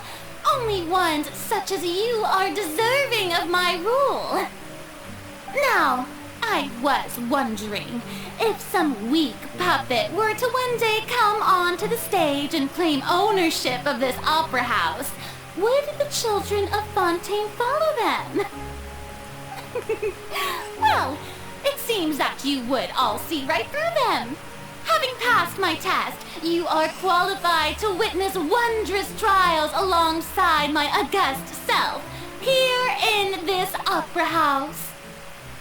You may consider my previous act a door gift of sorts. I thought it was a debut that suited the atmosphere. Now then, let us be reintroduced. Ah, so that was just a performance. How could I have forgotten that we were inside an opera house? Personality. It's quite shocking. I suppose it's a better look than before. Such a fascinating and bold deity. How wonderful! Our future may yet be bright after all. It seems I've turned them around. Best follow this flow and restart my accession speech. Absolutely with conviction. My dear people, whether you acknowledge me or not, whether you trust me or nay, I say to you, keep faith in your ardor for justice. We have heard it said that this nation's sins can no longer be washed away. Well, I say that justice is most fragrant when it blooms amid sin. Turn up the drama. The scales of justice should not weigh heavy in the hands of its God. On one side, it must carry fairness and justice. And on the other, hoorays and applause. May law be the prayer on our lips. May judgment be our worship. Let us light the fires and drink to the future of Fontaine. End the speech. There is no trouble in this world that justice cannot solve. All that is needed is for you, my people, to believe in it, heart and soul. So long as I, the Archon Focalors, stand within the Opera Epiclese, so long as I stand before the Oratrice, I shall even judge the gods of this world!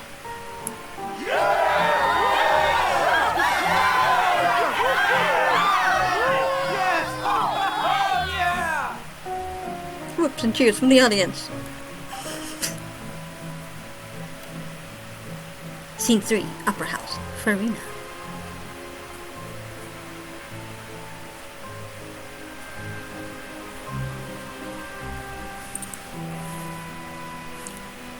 Look at her little bedroom. Oh, she can run now. Amazing. Oh, what's over here? Library. Oh well. She can't dash, but she can run anyway. Little scene area.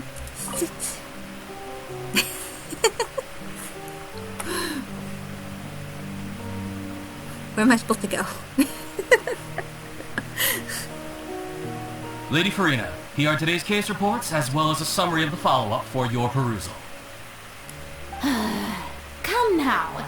Was I not just at the Opera House in person? Leave these kinds of things to Neuvillette. Besides, none of these trials were the one that I'm looking forward to the most. If I may be so impertinent, what kind of trial are you truly looking forward to? A magnificent, dramatic, and wondrous trial. A trial to end all things. How could you hope to understand? That's true. I fear I lack the ability to grasp your divine thought, Lady Archon. No need for fright, and do not take what I said before too seriously. Go now, do your duties. The trial I await. It will come one day. Oh, I see. Okay, go to the light.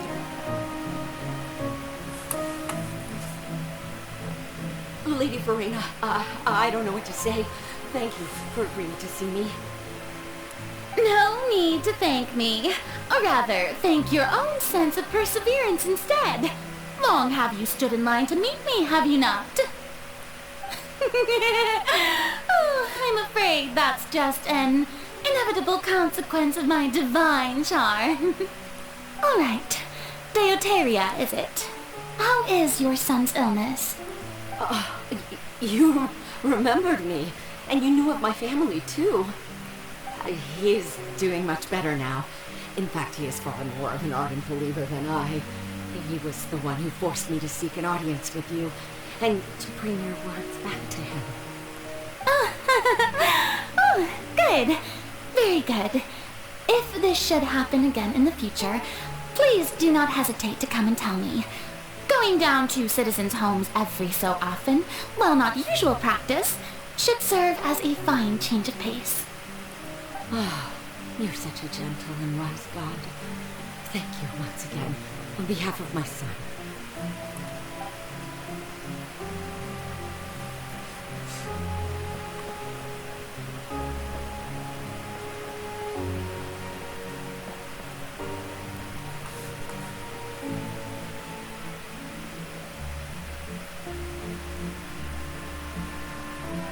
Lady Farina, here are the latest hydrological reports. As for the specific parameters you asked to take note of, I'm afraid things still don't look good. I see. It's as I thought then. As your god, I did already expect this, but I wanted to see how far your human wisdom would allow you to analyze it. All manner of signs indicate that the prophecy will still come to pass. Forget it. That's not something you need to worry about right now.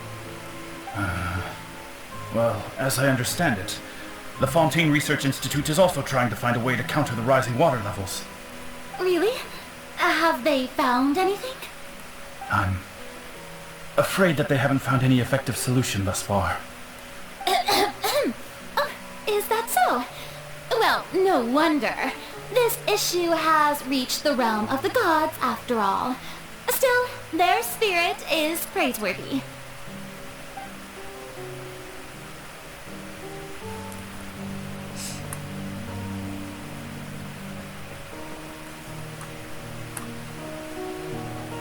The day is finally over.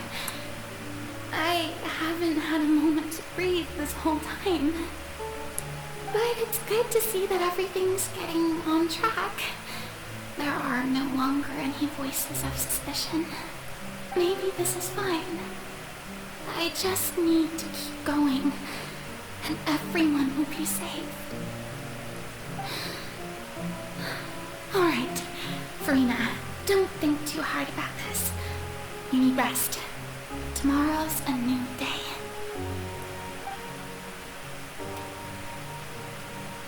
Scene 4, Upper House, Farina. Lady Farina, here are the new trial reports for the latest cases, as well as a summary of the follow-up. There'll be no need for that. I've seen them already. There's no need to go back over scenes I've witnessed in person before. Lady Farina, I've waited so long for this chance to see you in this manner. Indeed, my dear, loyal citizen.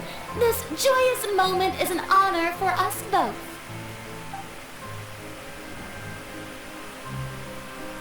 Lady Farina, we're detecting significant hydrological anomalies near Poisson.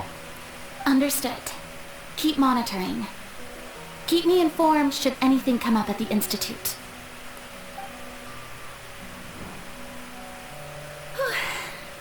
I don't think I let anything slip today. I must show the people that there is nothing to worry about. I just don't know when these days will end. I feel utterly exhausted. Best to rest early today, too.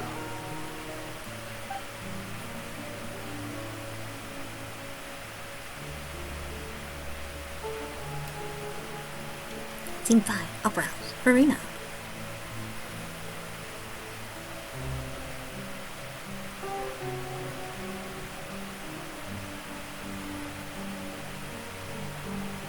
Maybe so often her hair would go from short to long. But all this time I've only seen her with long hair, so... until now. Whoa!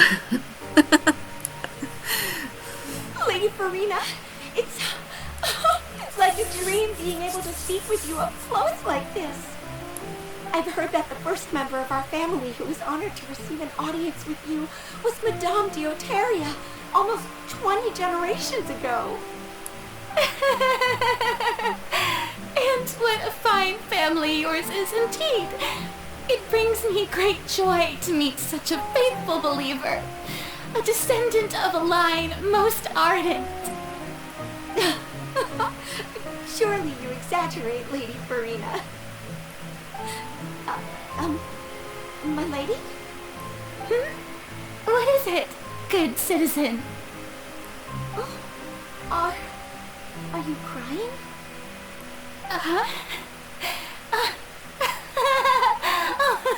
Really now? I didn't even notice.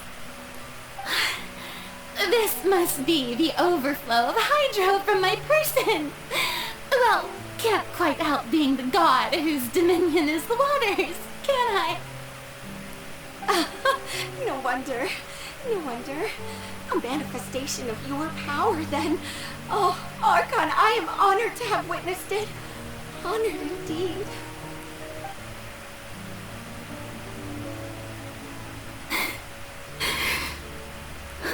So interminable. So lonely. Just how much longer? Hundreds of years must have passed by now. Perhaps the show must go on for hundreds more. I never imagined that it would hurt so much. Have I reached my limit? No. Perhaps I reached it long ago. Today I didn't even notice my own tears. I want to tell someone, anyone, about this. But would that not destroy all I've done so far? I've conducted so many investigations across the centuries. But there's not even a sliver of hope that we might break the prophecy. All I can do is keep heart. I must maintain this act. It is the only way to save Fontaine. Please, mirror me. You have to succeed.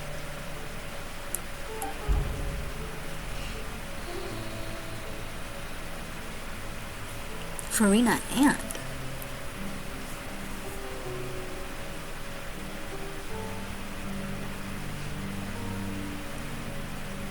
Farina, you don't have to shoulder this burden alone. Although I don't know what you might be keeping from everyone, your people are more than willing to share your burden with you.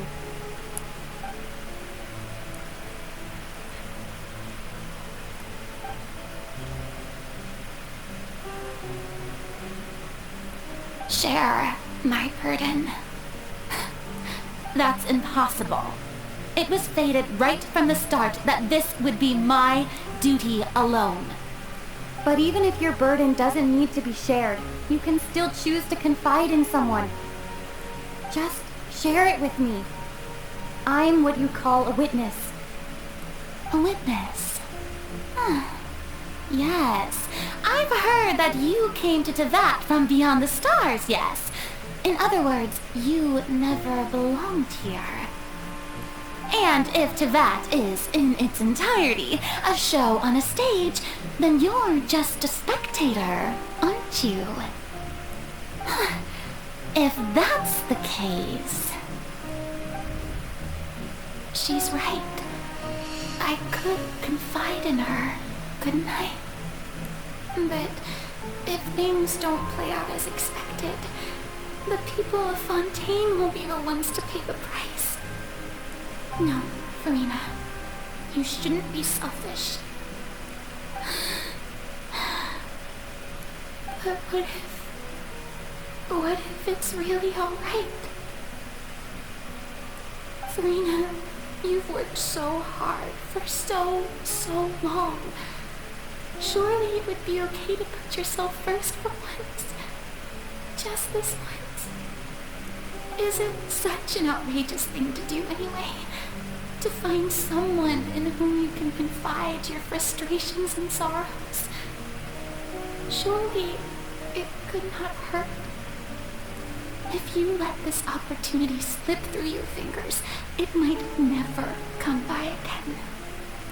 Think about it long and hard.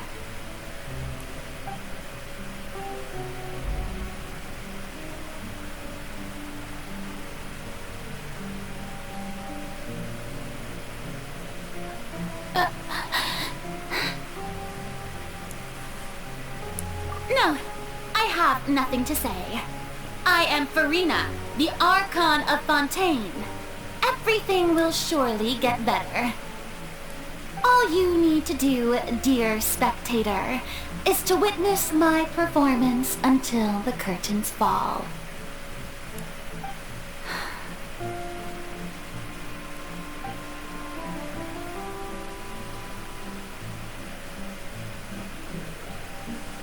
Fine.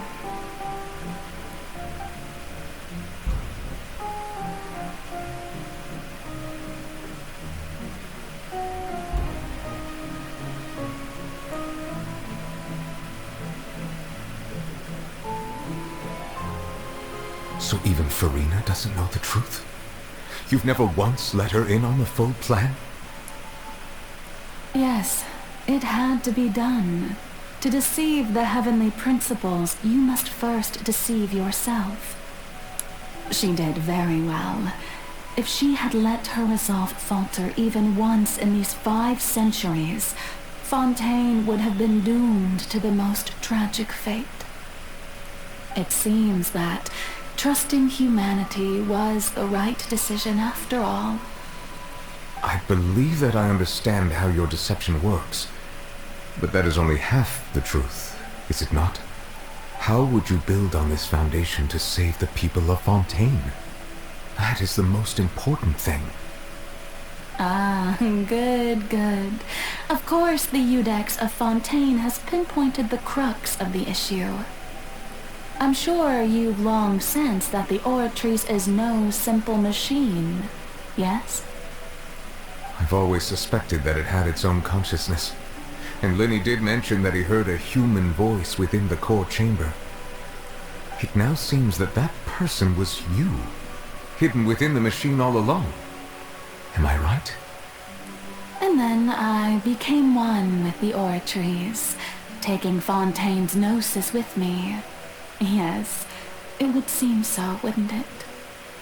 Alas, your understanding of this device still lacks sufficient depth.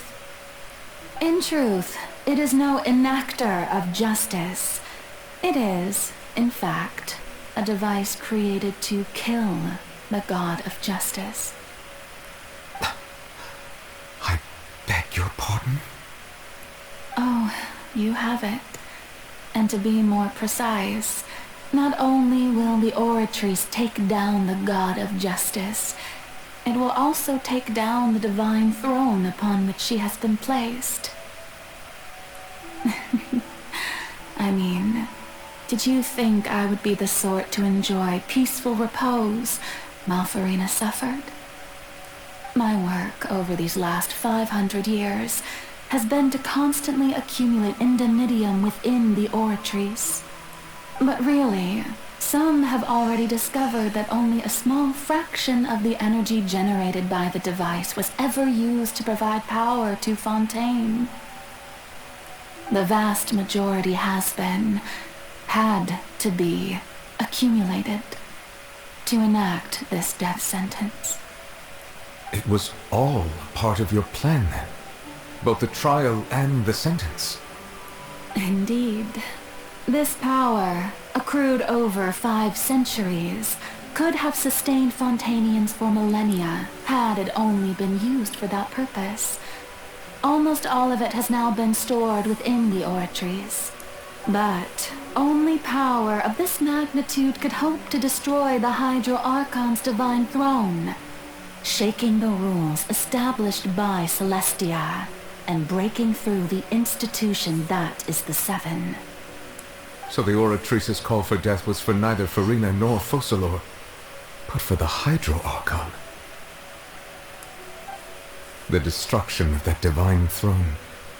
If I do not misunderstand your intent, you must be... returning what's rightfully yours to you, of course. In other words, this was all done to return the authority of the Hydro Archon to the Hydro Dragon of this planet. But...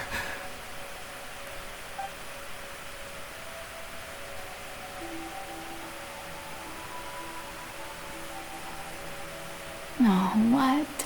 Getting sad again, are we? The authority of the ancient dragons shall soon be yours once more, O Hydro Dragon Sovereign. And this is the face you make. all you've done throughout the years is just so you can sacrifice yourself at the very end. I've never quite seen it that way, you know. Even now, I'm quite pleased at how well my deception worked.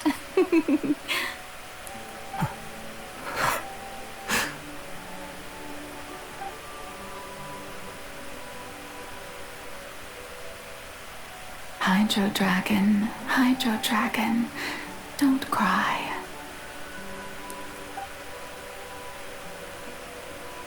I must say, had it been within my rights, I would have loved to judge the heavenly principles themselves. Were they not guilty of essentially the same crime? Egeria stole the power of the primordial sea, and the heavenly principles stole the power you ancient dragons possessed. I, for my part, am the god of justice. And is it not just that your original powers should be returned to you? Speaking of justice, I have always believed that justice lies in the process of pursuing human existence itself. So, if the theft of the primordial sea's might was Fontaine's original sin, then, leaving matters of procedural right and wrong aside, the descent of the Fontainians as humans and their right to exist in this world would be Fontaine's original justice. In other words, existence was Egeria's justice, and to me, justice is the continuation of that existence. Defying the prophecy and ensuring that Fontaine's people shall live on, that should be the justice enthroned over all others. At this point, we, whether it be myself or all other Fontainians, have shouldered the burden of this sin for far too long. Iudex Neuvillette, the highest judge in our land, when you regain your full power as an elemental sovereign, what verdict shall you pass upon us?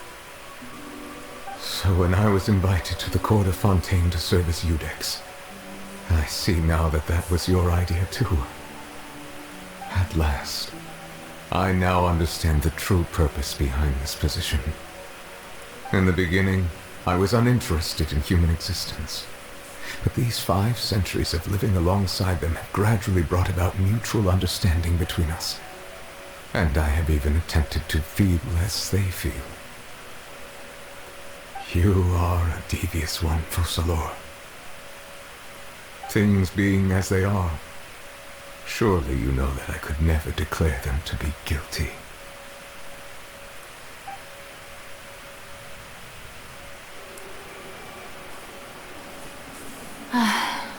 The hour of my execution is almost here.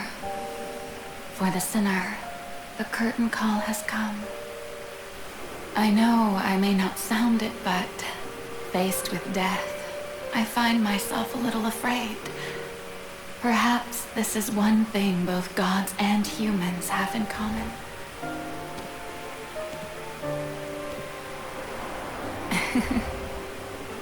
Farewell, Neuvillette. I hope you've enjoyed the part you played these 500 years.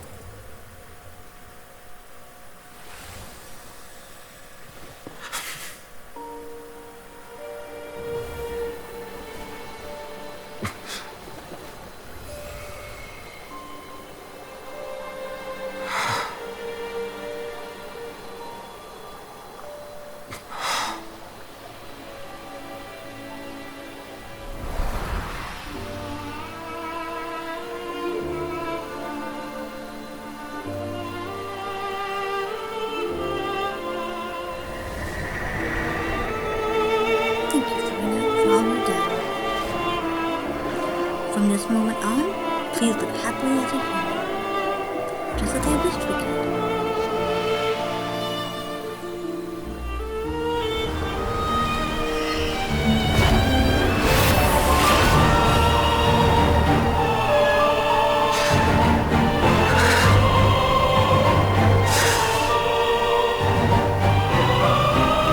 I, Iudex Neuvillette, hereby declare, people of Fontaine, your sins are forgiven.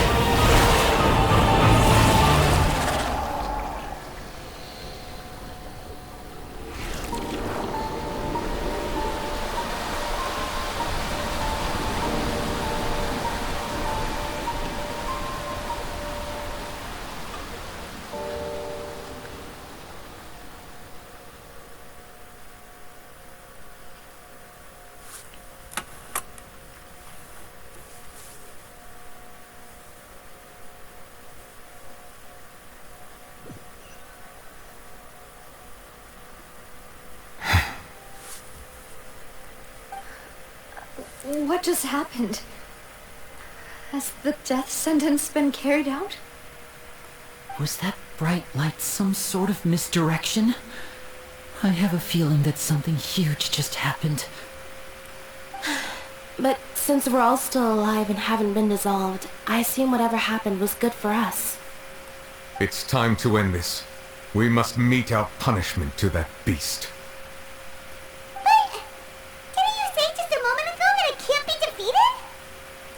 I have gained the strength sufficient to deal with it. Through certain means, I now have the ability to separate the power of the primordial sea from that creature. We should seize the opportunity to pursue our quarry. You obtained power just now. Traveler, now that the oratories can no longer function, I require an executor to help me mete out justice. You mean me? The root of the calamities befalling Fontaine. The beast that enacts the prophecy.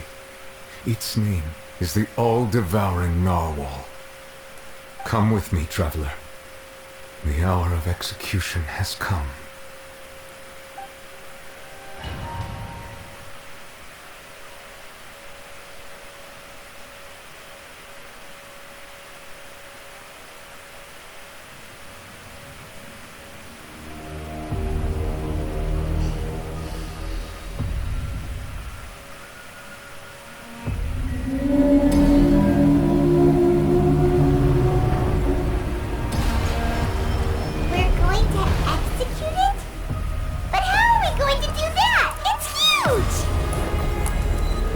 Done my best to separate the power of the primordial sea from the whale. Considering the size of the beast, I cannot reach the power source. Unless we can find a way to attack it from within. I shall share a part of the ancient dragon's power with you. We shall look for an opening together.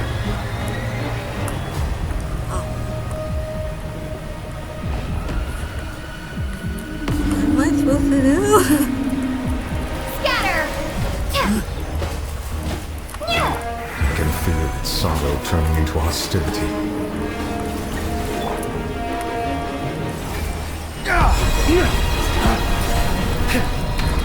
Bow your head. Oh, they're not doing anything.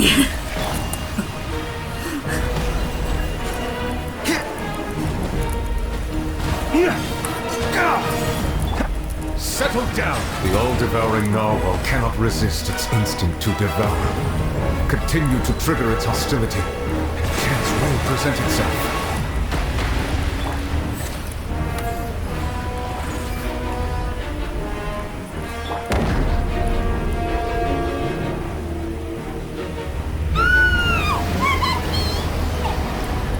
I don't know what I'm supposed to do!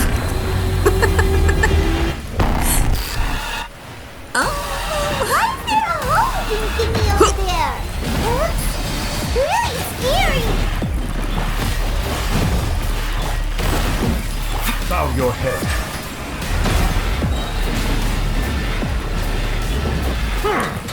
The tides beckon.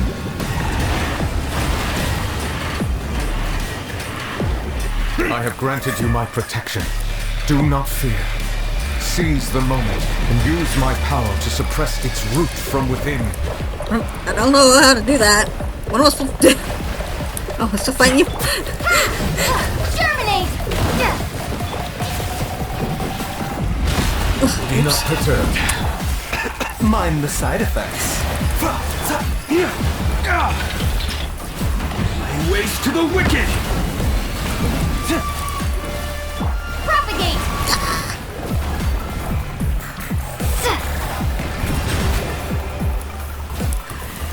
A bitter pill to swallow.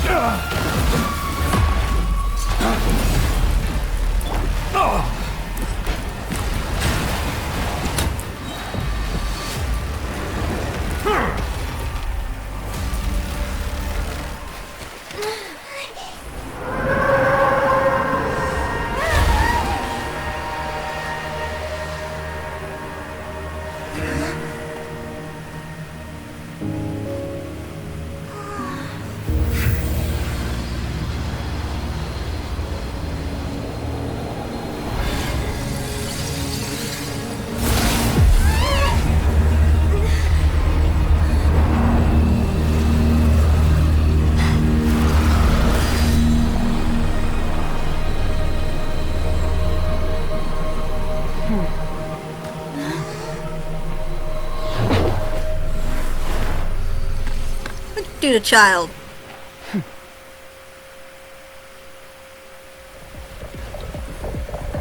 Thanks for helping with the cleanup. Should have been my job, but oh well. It was just supposed to be a short private training session for me. I didn't think that my disciple and my master's pet would start brawling in the meantime. Well, actually, I had a feeling that it would happen at some point, but they bumped into one another earlier than I thought. What a blunder. I suppose I'll have to swing my sword 3 million times as penance. Disciple? Your master's pet? That power. Who are you exactly? Hyman has an idea. From what she said earlier, she must be Child's master. Skirk, right? It's just that he gave us the impression that she was the less talkative person. Yeah. I simply did not have anything to say to the weak. But you, on the other hand, managed to defeat the all-devouring narwhal without using power from beyond this world. So you may speak to me as equals. What sort of person would take the all-devouring whale as a pet? I have to agree. It's a strange use of a planet's primordial waters just to raise an all-devouring narwhal. That kind of power is wasted on it. It's not cooperative. It eats too much. And I have more important things to do with my time than pet sitting. The only thing that creature has going for it is its looks. All in all, it fails as a pet. Miss Skirk? I think you might have missed the point.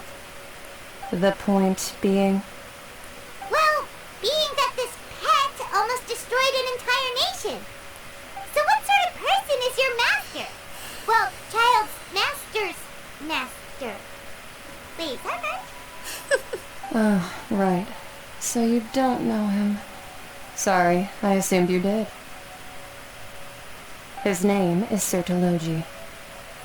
Who? Am I supposed to know this person? Huh? Neuvillette, you know him? I am unfamiliar with that name. Okay. Huh. So Master is insufficiently famous. How should I describe him then? Have you heard of the name The Foul? Have I? The Foul? Still nothing? Well, how about the Visionary?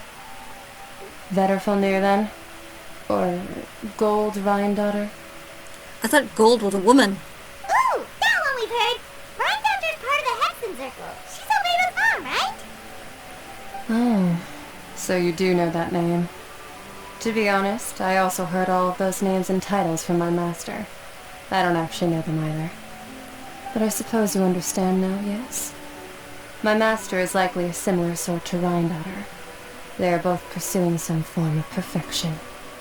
Wait, didn't you also mention a visionary person? Paimon didn't quite catch their name. Actually, never mind that. I believe it expedient to inform you that the all-devouring narwhal used up nearly all its strength fighting you. Such roiling hydro energies will prove difficult for the planet's deep seas to digest. As such, the Fontaine back on the surface has most likely been thrown into chaos. In other words, the prophecy that you've been fretting over should now be in full swing. What? No. There's little to be surprised about Paimon. Is it natural after all? The prophecy will surely come true. We knew this and accepted it. However... Not to worry. Focalors has already managed to deceive the heavenly principles. Yeah, but if it was the whale's fault to begin with, what does that have anything to do with the heavenly principles? In the end, the people will all be dissolved into the waters, and only Farina will remain, weeping on her throne.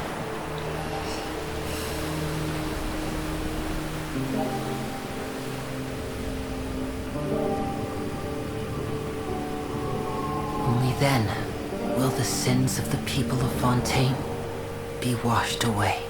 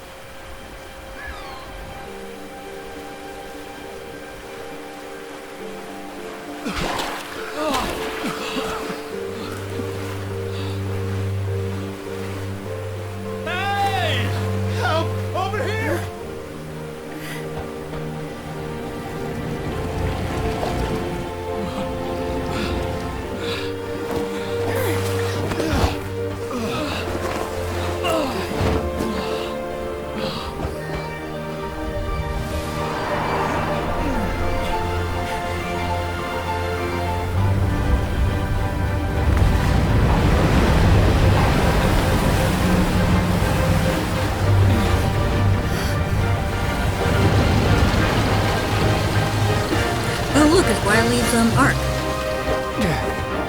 All hands, initiate emergency rescue!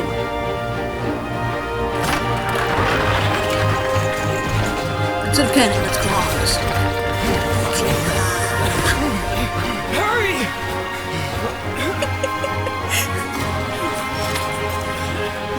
Hey, lend a hand!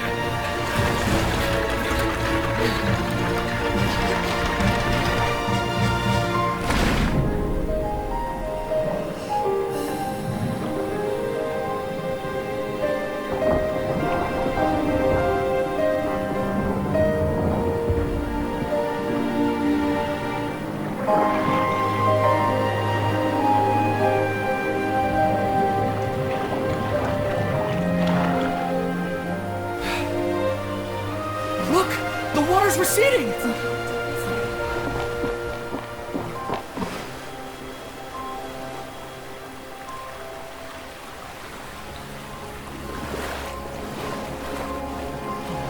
It's a miracle! Water's receding. We didn't dissolve. The prophecy was wrong. The prophecy was wrong.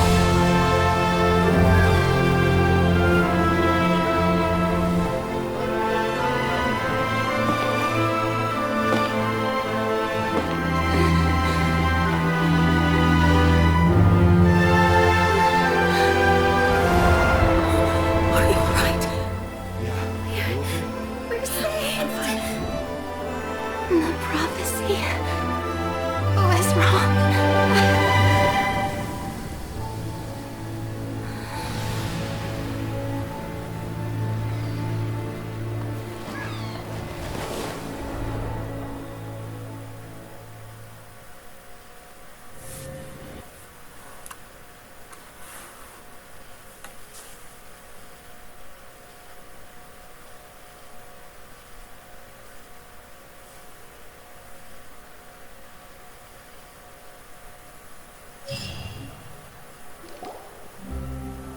The Soul renewed. The Spirit Rasula talks post-disaster rebuilding. I recently visited Poisson to meet with Miss Navia, spokesperson of the Spirit Rasula, and we spoke about Poisson's present and future. Old soil can still give birth to new bloom, Miss Navia stated. Hope is like seeing a small cookie when you're starving late at night. You just need a little of it. Skyship Winglet, lunar brain of the Fontaine Research Institute. The various disputes that have arisen on account of Mr. Edwin have suddenly become a shield over the Institute, with Jurier turning out to be a once-overlooked hidden gem. People always call the first researcher mad, but few know what to call the second. And should that latter person achieve a miracle, they would find it all the harder to find a word with which to classify him and his team. Wow! Paimon barely recognizes the people in the reports. Are those really Jurier and Navia? They sound like real big shots.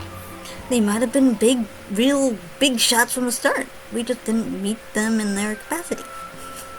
What do you think? Pretty enthralling, huh? The Steambird's idea was pretty simple. With the disaster just having passed, we would print a free edition packed to the margins with good news to calm people down. The value for these big scoops lies in their inevitable follow-ups. We'll publish further reports and go into the stories behind those people. Edwin's assistant, Jurier, created a true flying ship, while Navia is leading people in the reconstruction of their home.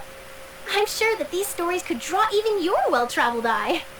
The articles do make me curious about how things will play out.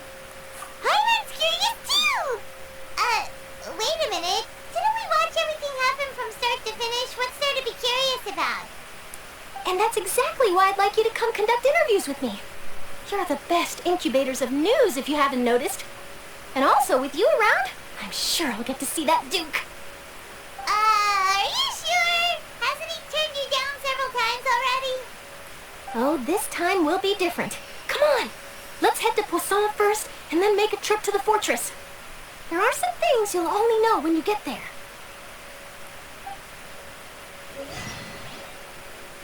For a better tomorrow.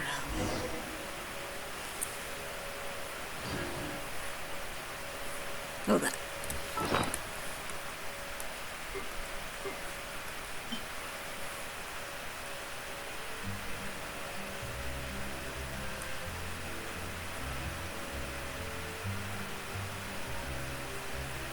Wow. Oh my goodness. Oh wow.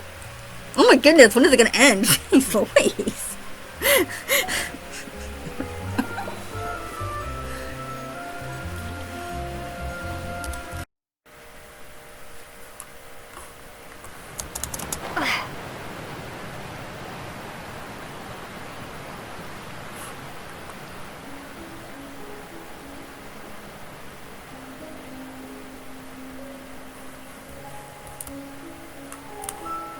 Wait. Ah! No! Wow, I'm surprised it didn't hurt me at all.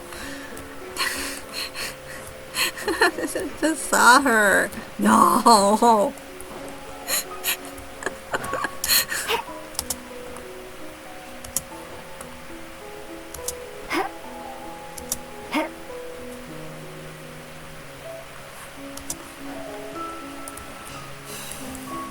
too huge, huh? Get the sense. Nadia! Oh. Oh, it's you. What brings you all here? Hey, we're just having a look around. I'm here to update myself on how things are going here. Oh, the Fatui are here too! Let me introduce you. This is Mr. Garunt Snežević. He represented the Knave in sending us a large amount of supplies, and is helping with our work. Our residents are hard at work as well. Thanks to everyone, work is progressing nicely. We've lost a lot of people, but we're moving forward. That will have to be enough. Hello, Miss Charlotte. I'm a big fan of yours. I especially like that article you wrote last year about Fontaine's stray cats. But if you don't mind, could you not emphasize our role too much in your report? It's not charity we're doing here. We just happen to share the same interests as the Spina. I get where you're coming from. I'll keep it as simple as possible. Or would you be willing to feature as friendly neighbors? That would be fine. Thanks! Oh, you're back too. How are things? We finished laying down the construction materials. It'll be another hour before the workers are able to go over there. Huh? You're here too, Clara? Well, her reputation's greatly risen after that whole duel business with Miss Farina. So she's here in Poisson to wait out the heat. All right. She really came here to help me out. There's too much to consider in the reconstruction of Poisson. The Spina has need of more decision-makers. And, well, I do already happen to be connected to Mr. Callis. Wait just a moment. Do you mind me asking a few questions? You know, about how you felt before the duel. About what it was like facing down a god. There's lots of exciting material there, I bet. Forget it. I'm sure you can find a better theme than that, Miss Charlotte. I see you're the same as always. Couldn't you do me a favor, for Navia's sake? Well, if we're talking about doing things for my sake, you might as well just take a few more photos of me. Or of the Traveler. It's better than wasting time persuading Chlorand at any rate. Of course I will. I'm not gonna let her off that easy. All right, then everyone who wants to be in the photo, gather up. And smile.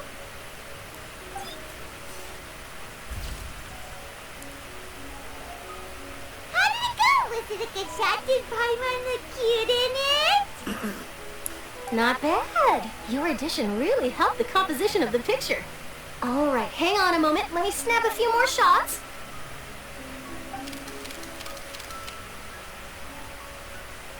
All right, that should do it. I'll be back here later anyway, so let's call it a day. You're very quick. Speed is of the essence when it comes to the news, and freshness is the key. Also, not to brag, but I'm pretty good at building connections. Who knows? I might eventually get that interview with you after all, Miss Chlorand. Wow, you really do have that never say die spirit. I'm impressed. I'll hazard a guess that this is how you got that interview at the Fortress of Maripede. You already knew she was going? Whoa, you're well informed. Let me make a guess too. I asked Sijuin, who told Monsieur Neuvillette, and he told you, right? That's a very complete information chain. In truth, all Monsieur Neuvillette asked me was, when did the fortress become so friendly towards the media? I told him that it was best not to speak too soon. There's no guarantee that Wriothesley will make a personal appearance. You're right. I've got to treasure every moment I have with them. In which case, I'll be making a move first. Stay safe now. And tell me if you hear anything interesting. I'll treat you to afternoon tea in exchange.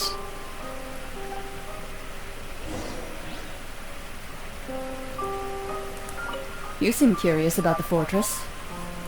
Of course. That Wriothesley. I still remember going down to the fortress to grill him for information on my father's case. Boy, did he take me for a ride.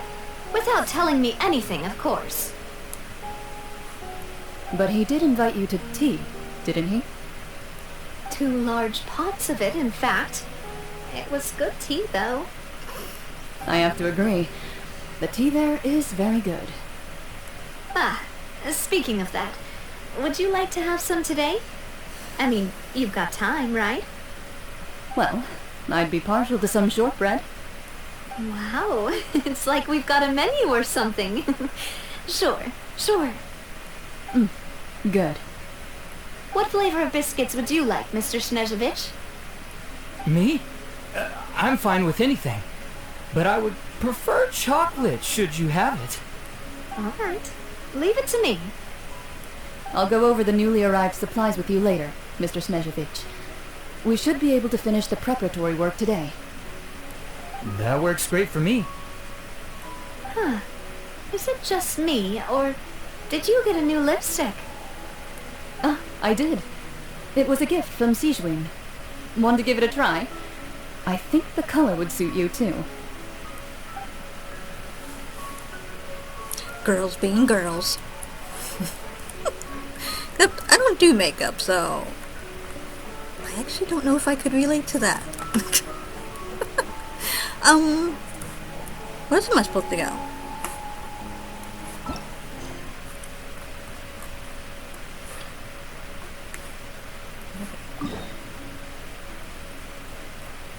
Oh. I don't want to go there. Ugh.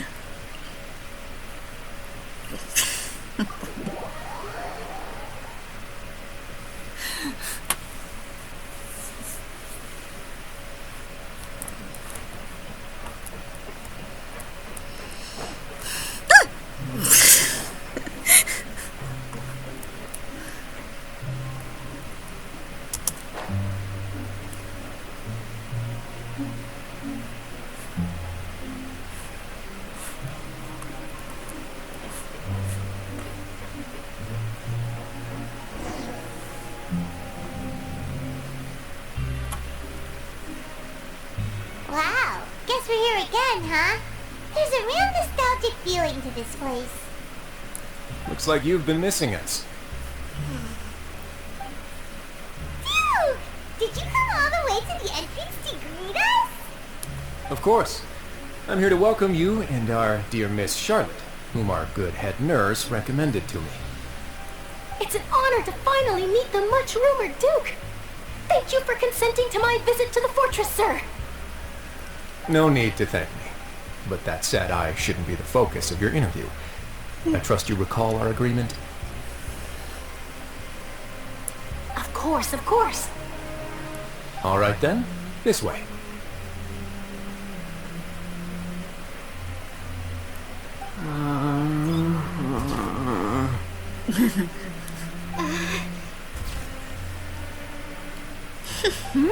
Hey, no need to be so nervous.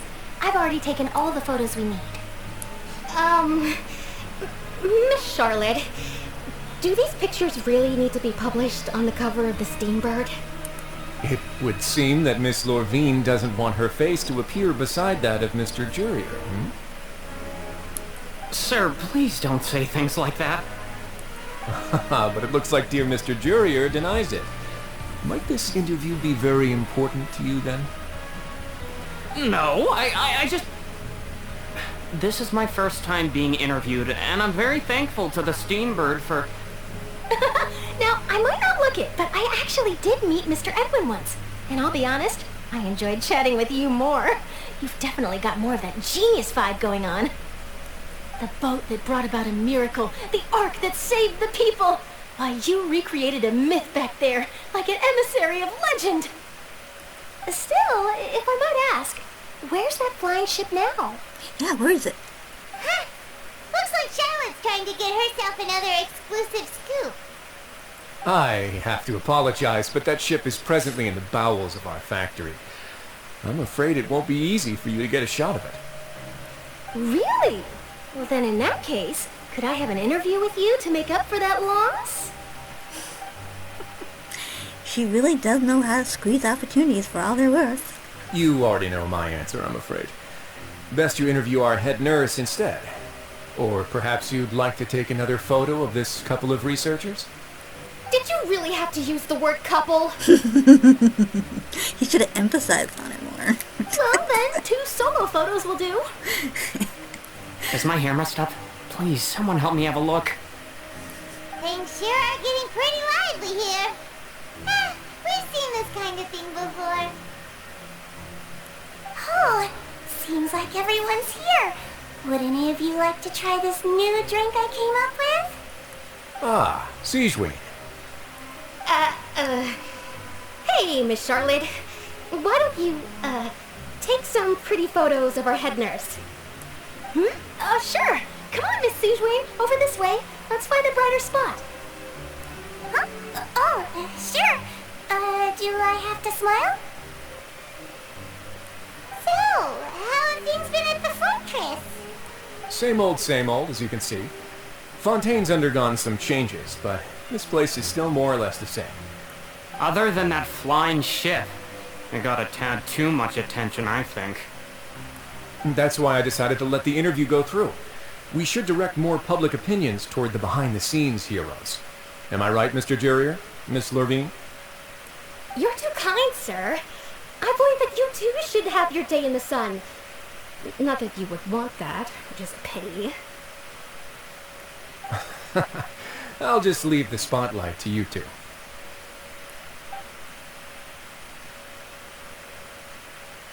I see. Lots of things happened that day, huh? Anyway, regarding that Harbinger, I'm not sure you remember, but his 3 young followers are still waiting for his return. He sure did win them over, huh? I'll tell them that there's good news and bad news. The good being that their boss seems fine, and the bad being that they must face extended sentences for abetting his escape. Oh, actually, what about you? Are things gonna change for you too? What change can there be? The fortress will keep chugging along, and so will my duties. As to what Miss Farina's departure will mean for the nation, and if our laws and governance will be transformed, we'll leave those to the folks in the overworld. Hey everyone, the photo shoot's done. Good. In that case, let's call it a day here. Thanks for your cooperation. Come on, Traveler, let's go. Till next time, everyone. There'll be a next time? Maybe. Who knows? I might write a story about the underwater factory next time. Until then. All right. Last stop, the docks. Docks? Oh, you know, I'd love to see you in one of Charlotte's photo shoots one day. Is that really necessary? Our line of work doesn't really require much photographing. It's precisely because we don't need the picture that they'll have value as keepsakes. You don't really look all that opposed to the idea, you know. Maybe I'm just happy that I managed to once again avoid the spotlight. I think this interview went well either way. Yes, you successfully kept prying eyes away by using Mr. Jurier and Miss Lurvine as shields. Very good. You should be happy for them. They have a bright future ahead of them.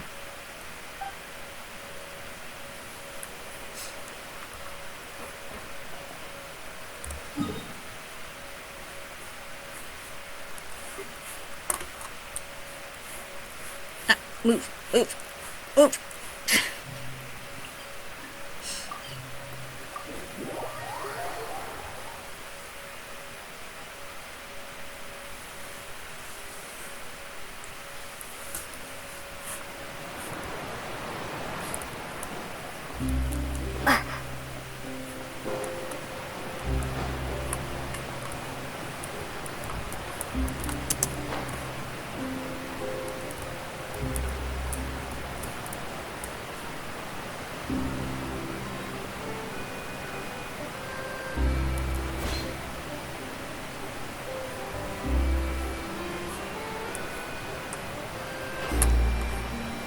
How do you like my spectacular dive? Impressive, right? My collection.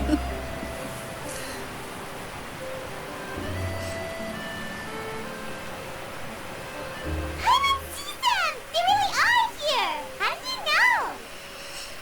know? Navia mentioned that she stayed in touch with Linny and the others after working together.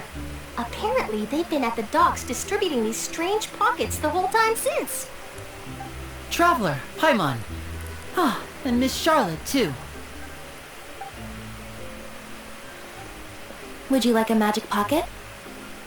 What sort of gadget is it? It's a wondrous bag that can be used to carry many things.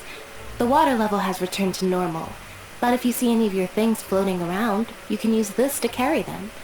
Or you could trick a friend into doing it for you. Trick a friend? I wonder which of my friends would fall for that.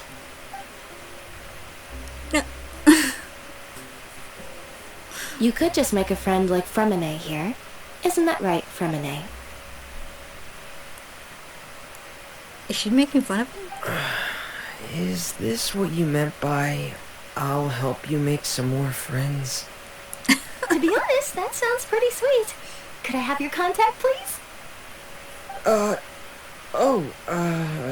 Sure. Please, write down my address.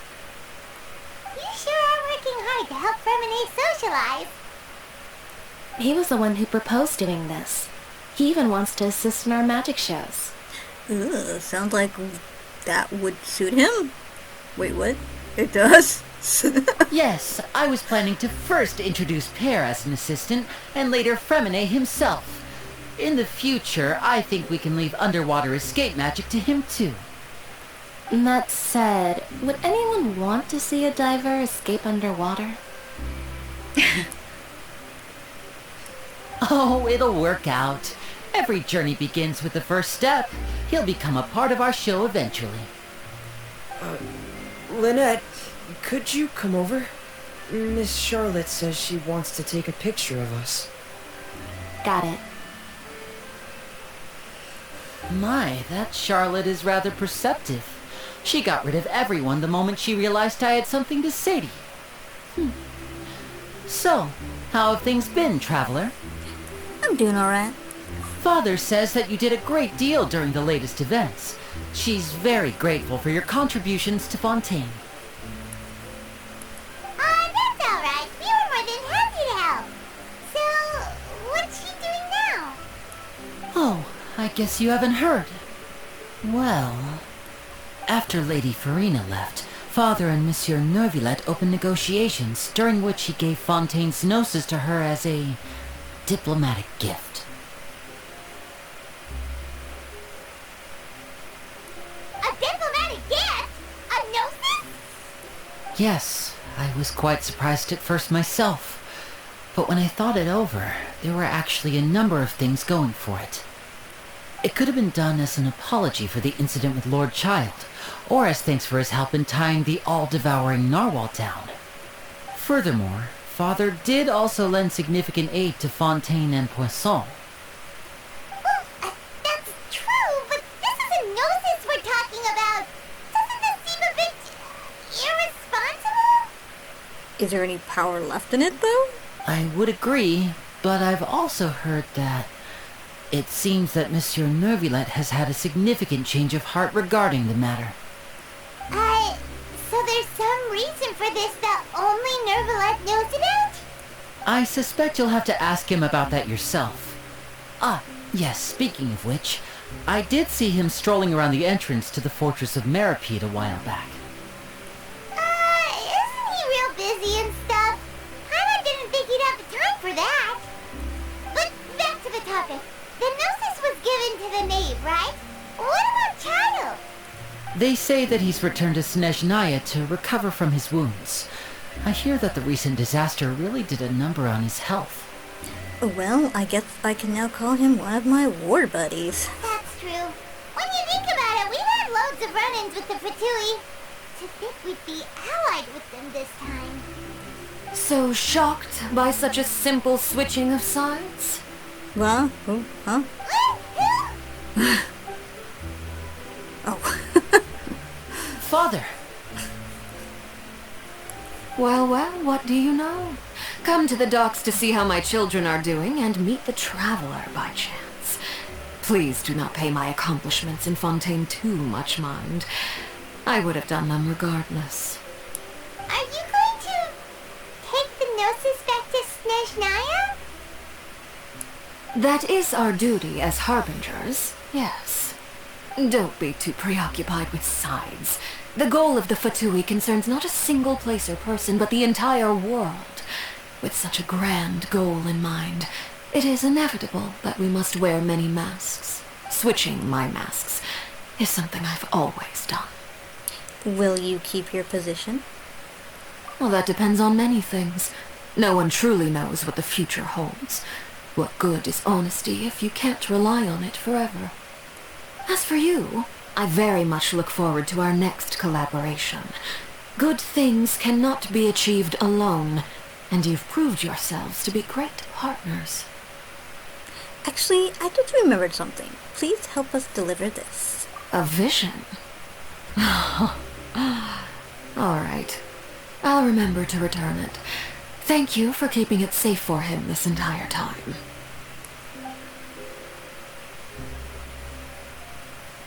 And that's a wrap for me. Huh? You're... Greetings, Miss Journalist. Hello. If I'm not mistaken, there are diplomatic channels I'll need to report to take a photo of you. That is correct. So forgive me, but I will not be able to serve as a subject in your article. However, feel free to write as much as you'd like about our dear magicians and our upcoming rookie talent. I will. The sea breeze is quite pleasant. I shall continue my walk while the weather remains so agreeable. Farewell. Farewell, Father. Oh, she has such an intimidating presence. I didn't even dare to take a picture. Thankfully, I've already wrapped up all my pre-scheduled interviews. Thank you all. This will be more than enough for me to write about, I'm sure. Don't be too nervous. Why don't you take a magic pocket before you go? Here, Traveler, Paimon, you take one too. To move things about? That's right. Funny. I was giving out magic pockets when we first met too. And what do you know? I'm doing the exact same thing right now. So many things have happened, but the pockets are still the pockets. I guess this must be life. We will all follow our own paths, and serendipity will lead you to your fated friends. All right then. We'll be handing out pockets in some other districts later, so we'll get going now. Have a good day, you two. Well, guess we sent Charlotte off. Shall we go see what Neuvillette's doing? Of course he's not so busy that he doesn't have time to chat anyway.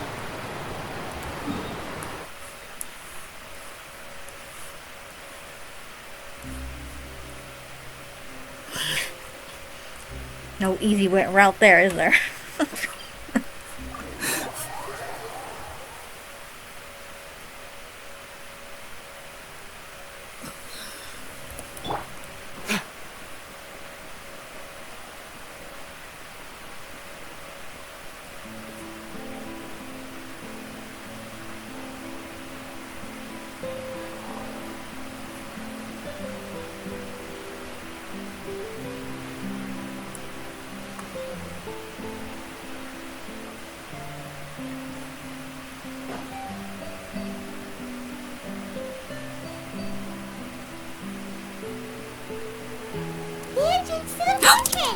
Ooh, he really is there!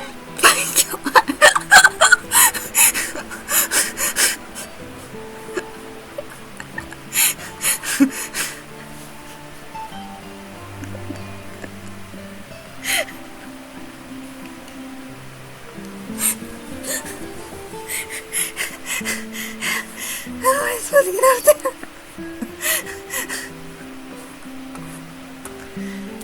Wait.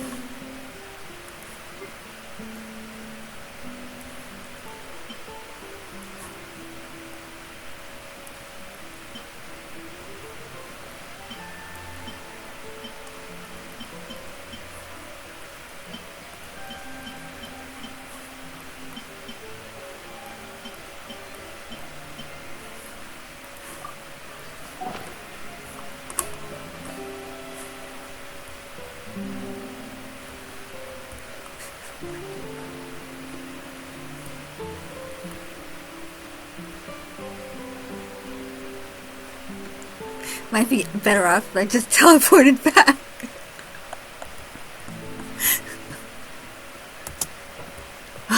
Okay. Oh, there's still a lip.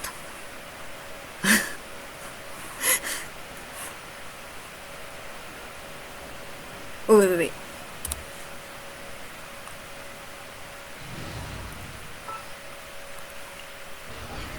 Or maybe I should use him. Sometimes I forget how to use his skill. Well, that's not what I wanted. Squall and Fury. Yeah. No. Shoot. Okay. Whew.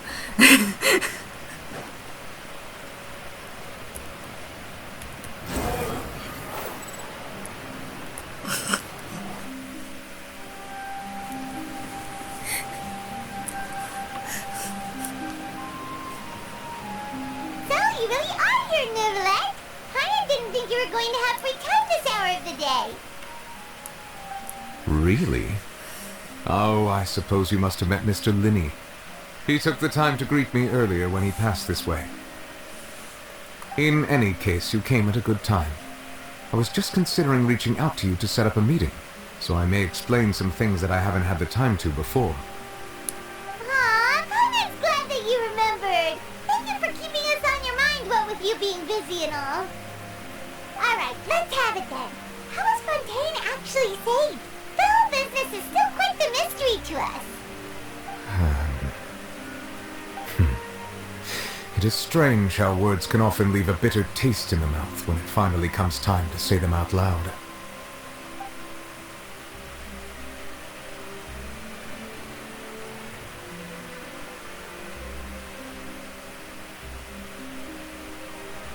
Whoa. So that's what happened? I only saw Furina's part myself. Focalors destroyed the divine throne of the Hydro Archon and restored your power to you, transforming you into a fully fledged elemental dragon sovereign! Well, what does it mean, though, by giving the Gnosis away? Doesn't that mean he gave his power up? Why would he do that? If that's true. But Paimon still doesn't quite get what you did to save the Fontainians from dissolving. For me, the authority of the ancient dragons refers to absolute control over the hydro element. Fontainians were incomplete humans born of Egeria's use of the power of the primordial sea, with constitutions similar to that of mimics. But so long as those primordial energies remain within them, I could use the ancient dragon's authority to grant them true blood, after the fashion in which life was first brought into being on this planet. In other words, when I gave my verdict, Fontainians became true humans, and thus would naturally no longer be dissolved by water from the primordial sea. Focalors must have counted on you to make that decision as well. Your verdict was the key to making the prophecy appear to have come true while saving everyone. You could say that it was at that moment that the Fontainians were finally truly born.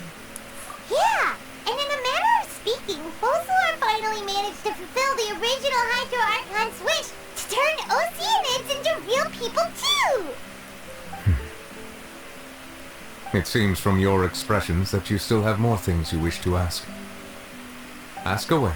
I will tell you the truth as I know it. About the initial verdict that was passed on child, about Fontaine's future, about Fontaine's Gnosis, about the next step on my journey. I have investigated his case along many avenues, and I have learned that he once fell into an unknown chasm when he was young. There, by chance, he awakened the all-devouring narwhal. But whether it be by sentiment or reason, that should not have been enough to consider him the root cause of the disaster. At most, he would have had tangential liability. As for the judgment passed by the oratrice during the trial, whether it was due to that liability by association, or Focalors deliberately using him to buy time for us on the assumption that he would be able to hold the creature off, I cannot say. Guess Focalors had Fontainians in mind the whole time. In the end, it was thanks to her that they finally became real humans. Hang on a second. Paimon suddenly got another question. Back when Fontainians hadn't yet become real humans, were the children they had also transformed oceanids? Life has always flowed like water. Do you recall how Fontainians would often come to the Fountain of Lucine to pray for children? Yeah, Lynette said the In truth, even those couples did not know that such prayers were no mere custom, but instead a form of ritual. Those oceanids who were blessed within the spring water would later descend as new humans in the coming months. Paimon sorta gets it now. Either way, seems like this ritual won't be of any further use, but it'll probably live on as a local custom. Ask away. I will tell you the truth as I know it. Yeah, about that. Leslie said Farina has already left. What's that all about? Ah, Lady Farina. The people are only aware that her death sentence has not been carried out. She abdicated the post of Hydro Archon and left affairs related to that title to me, before leaving the Opera House. I related Focalors' words to her faithfully and completely. After hearing them, she seemed neither saddened nor comforted. She simply said that she was tired and needed to rest. Having said that, she then packed her things and moved out of the Opera House, not unlike how an ordinary person might. But she's still got a place to stay, right? You need not worry. I will make arrangements to ensure that she will not want for food, clothing, board, or travel. In truth, I am somewhat happy for her. The wear and tear on her spirit will, of course, take time to heal. But now that she no longer has to play the role of Focalor the Hydro Archon, she can finally lay down her burdens and lead a normal life. What about you then? What are your plans now that you've regained your full powers as the Hydro Dragon? After Focalor passed on, the Oratrice also ceased to function. This matter will directly affect our trials. After much careful consideration, I've decided to take over its role in our courts. From now on, I shall hear cases and pass verdicts by myself. Looks like you're still considering stuff from the perspective of the Udex, huh? As an elemental dragon, there are indeed many things that I must do. But this power and this duty, in a manner of speaking, you could say that both were granted to me. As such, before I attend to my other responsibilities, I must first and foremost continue to serve Fontaine as its highest judge. The duty of the Hydro Sovereign and the duty of the Udex shall coexist within my person. Additionally, the Hydro Archon's departure has brought about another problem, which is that the Opera House shall no longer produce indemnitium. That's true. That power was derived from the people's faith in the Hydro Archon, wasn't it? Wait, but the various mechs and machines in the city are all still okay. Where are they getting their energy from? As I am now, I have full command over New Musea, and it can serve as a complete substitute. Another reason why I cannot quite leave Fontaine immediately. Wow. This ancient dragon's authority stuff is really quite useful, huh? Ask away. I will tell you the truth as I know it. Oh, that's right! They say you've given it to the name as a diplomatic gift or something! Leaving aside their intentionality, the two Fatui Harbingers have indeed done much for us during this crisis. Their sole remaining goal in Fontaine, at least at this point, would seem to be the Gnosis. The Oratrice has ceased to function. The Hydro Archon's divine throne is now no more, and I do not need the Gnosis's power. As such, it has lost all meaning for Fontaine. If the Fatui have impure designs, we might as well accede to their request now, and avoid unnecessary conflict. What complicated considerations! Paimon thought you were just giving it to them out of gratitude to the knave and as an apology to Child. That seems like a lame reason. Ask away. I will tell you the truth as I know it. You will soon be heading to Natlan, I presume. I'm afraid that I have little talent as a travel guide, so all I can do is tell you what I know about that land. Please don't tell me it's all fire. As far as I'm aware, Natlan can be said to be a nation of dragons. A nation of dragons? You mean like you? Except they probably don't look human. No, I suspect that I would not find myself welcome there. Unlike ancient dragons such as myself, the dragons of Natlan have undergone long years of development and evolution. Large numbers of them have entered a form of coexistence with humanity. Natlan is also the nation of war. War ravages those lands like an undying flame. There is one other piece of information I got incidentally from my negotiations with the knave that I believe may be useful to you. The harbinger known as the Captain has thrown his hat into the endless ring of war. Captain. Sounds like a real tough customer. Seriously, everywhere you look, there's a Fatui Harbinger doing their thing. I suggest that you fully prepare yourself before going to Natlan. In the meantime, Fontaine's doors will always be open to you. Ask away. I will tell you the truth as I know it. Well, I don't have any more questions. Hang on a sec. Paimon's still got a question about the Gnosis. When we spoke to Lenny earlier, he mentioned that your attitude towards giving away the Gnosis had clearly changed. We guessed that there might be some reason for it that only you were aware of. No wonder the House of the Hearth is the Fatui's intelligence division. They are certainly sharp. So regarding this specific issue, I was just getting ready to share something with you. What is it? In truth, I exchanged some further words with that lady named Skirk after sending you two back to the surface. It went something like this.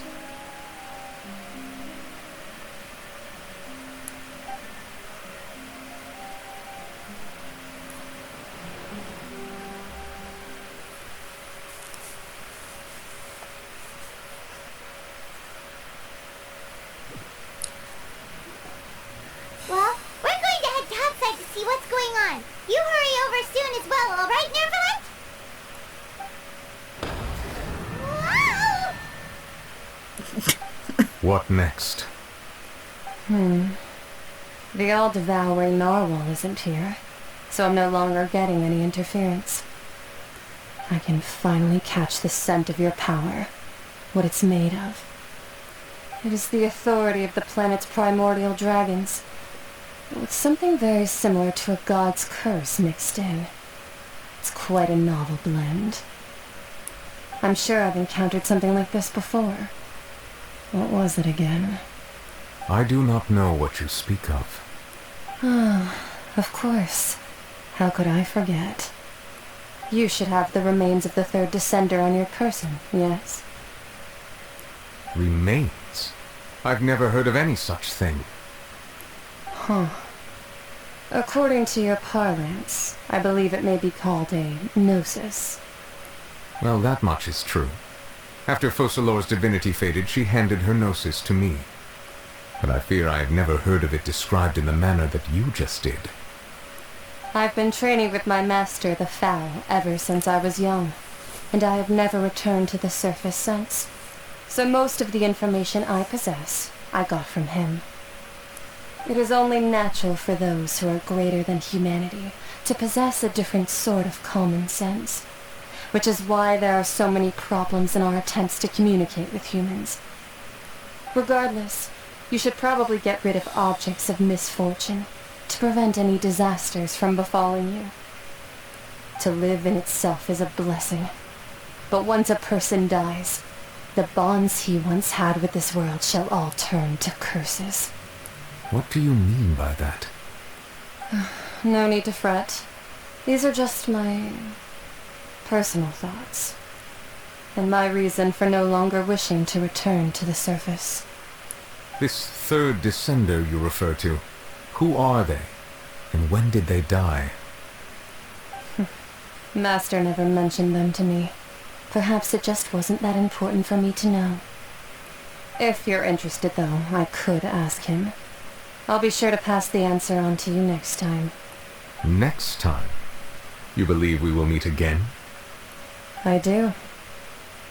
Wait. I have a disciple of my own, don't I? He can be the messenger then.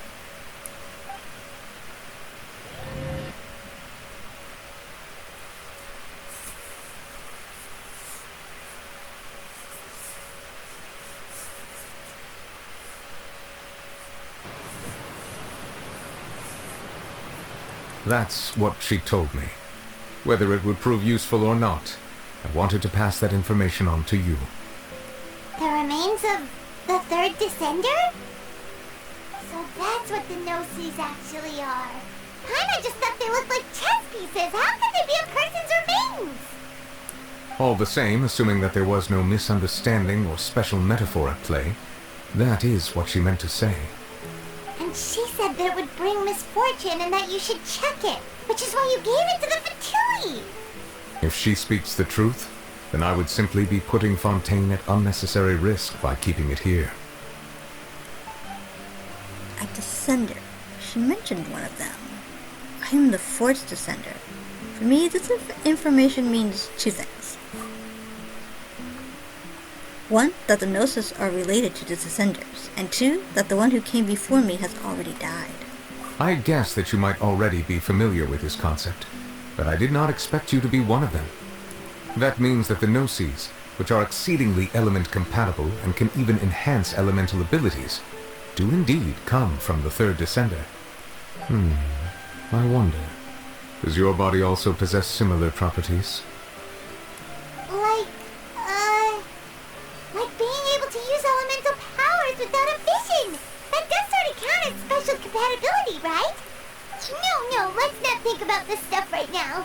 It just feels creepy. Comparing the Traveler to the dead third descender and all. Don't worry, I won't die so easily. That's what you say, but this topic still feels like bad luck. Once Child recovers, let's get some more answers out of him. Or go look for his master and get the answers that way.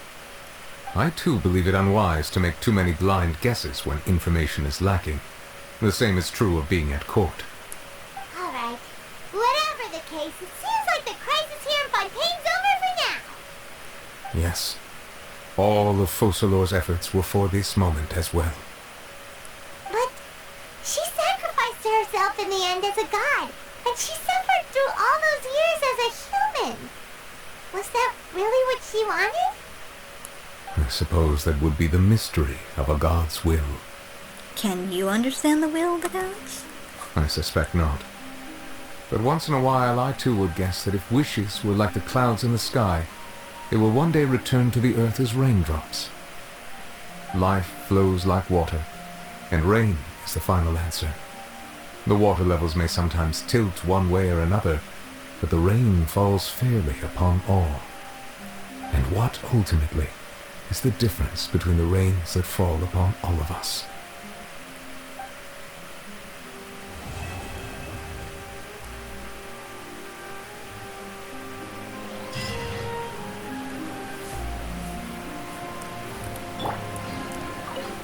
Oh.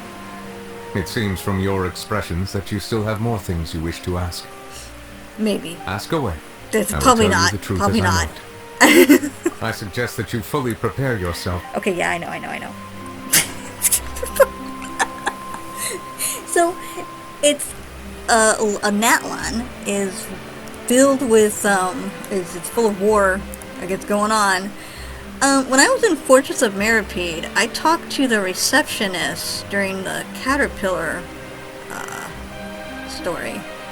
And she said something like, oh, I wish I could go to Natlan. And she made it sound like it was like some kind of resort nation. That doesn't sound like a resort nation. Okay.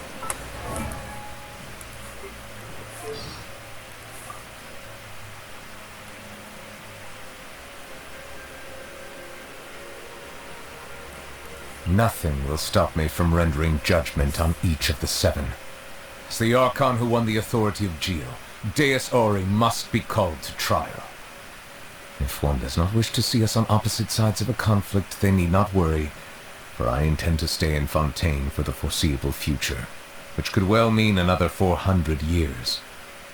As another point of consolation, even when the trial eventually takes place, it is still not a given that the judgment will lead to a physical confrontation. I shall fulfill my vow to judge all of the seven in turn, even if the sky should fall and the ground give way. As the recipient of the authority of Animo, the god of breeze and hope must also stand trial. He spends most of his time being a harmless drunkard. Well, even so, I must meet him for myself and proceed from there.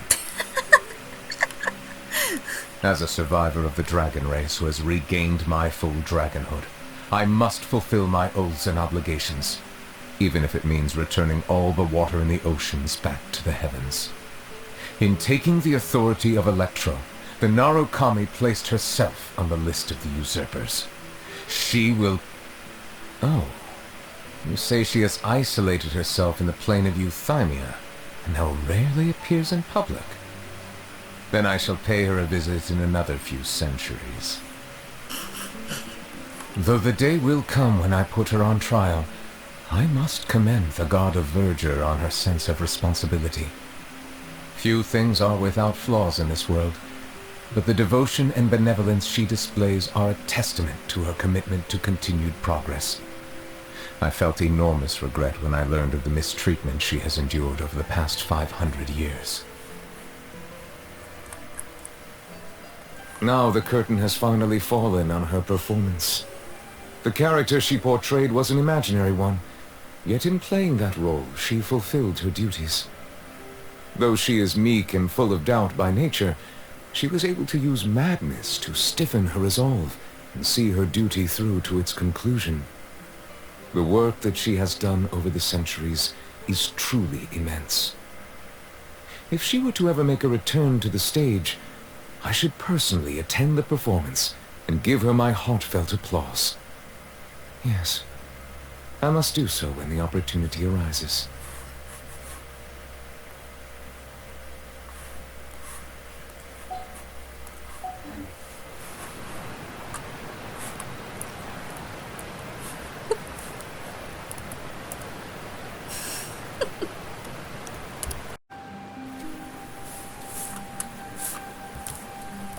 How are you still here? It's the next day. What? Is it because I haven't left the area? What? Like, once I leave, he's not gonna be there?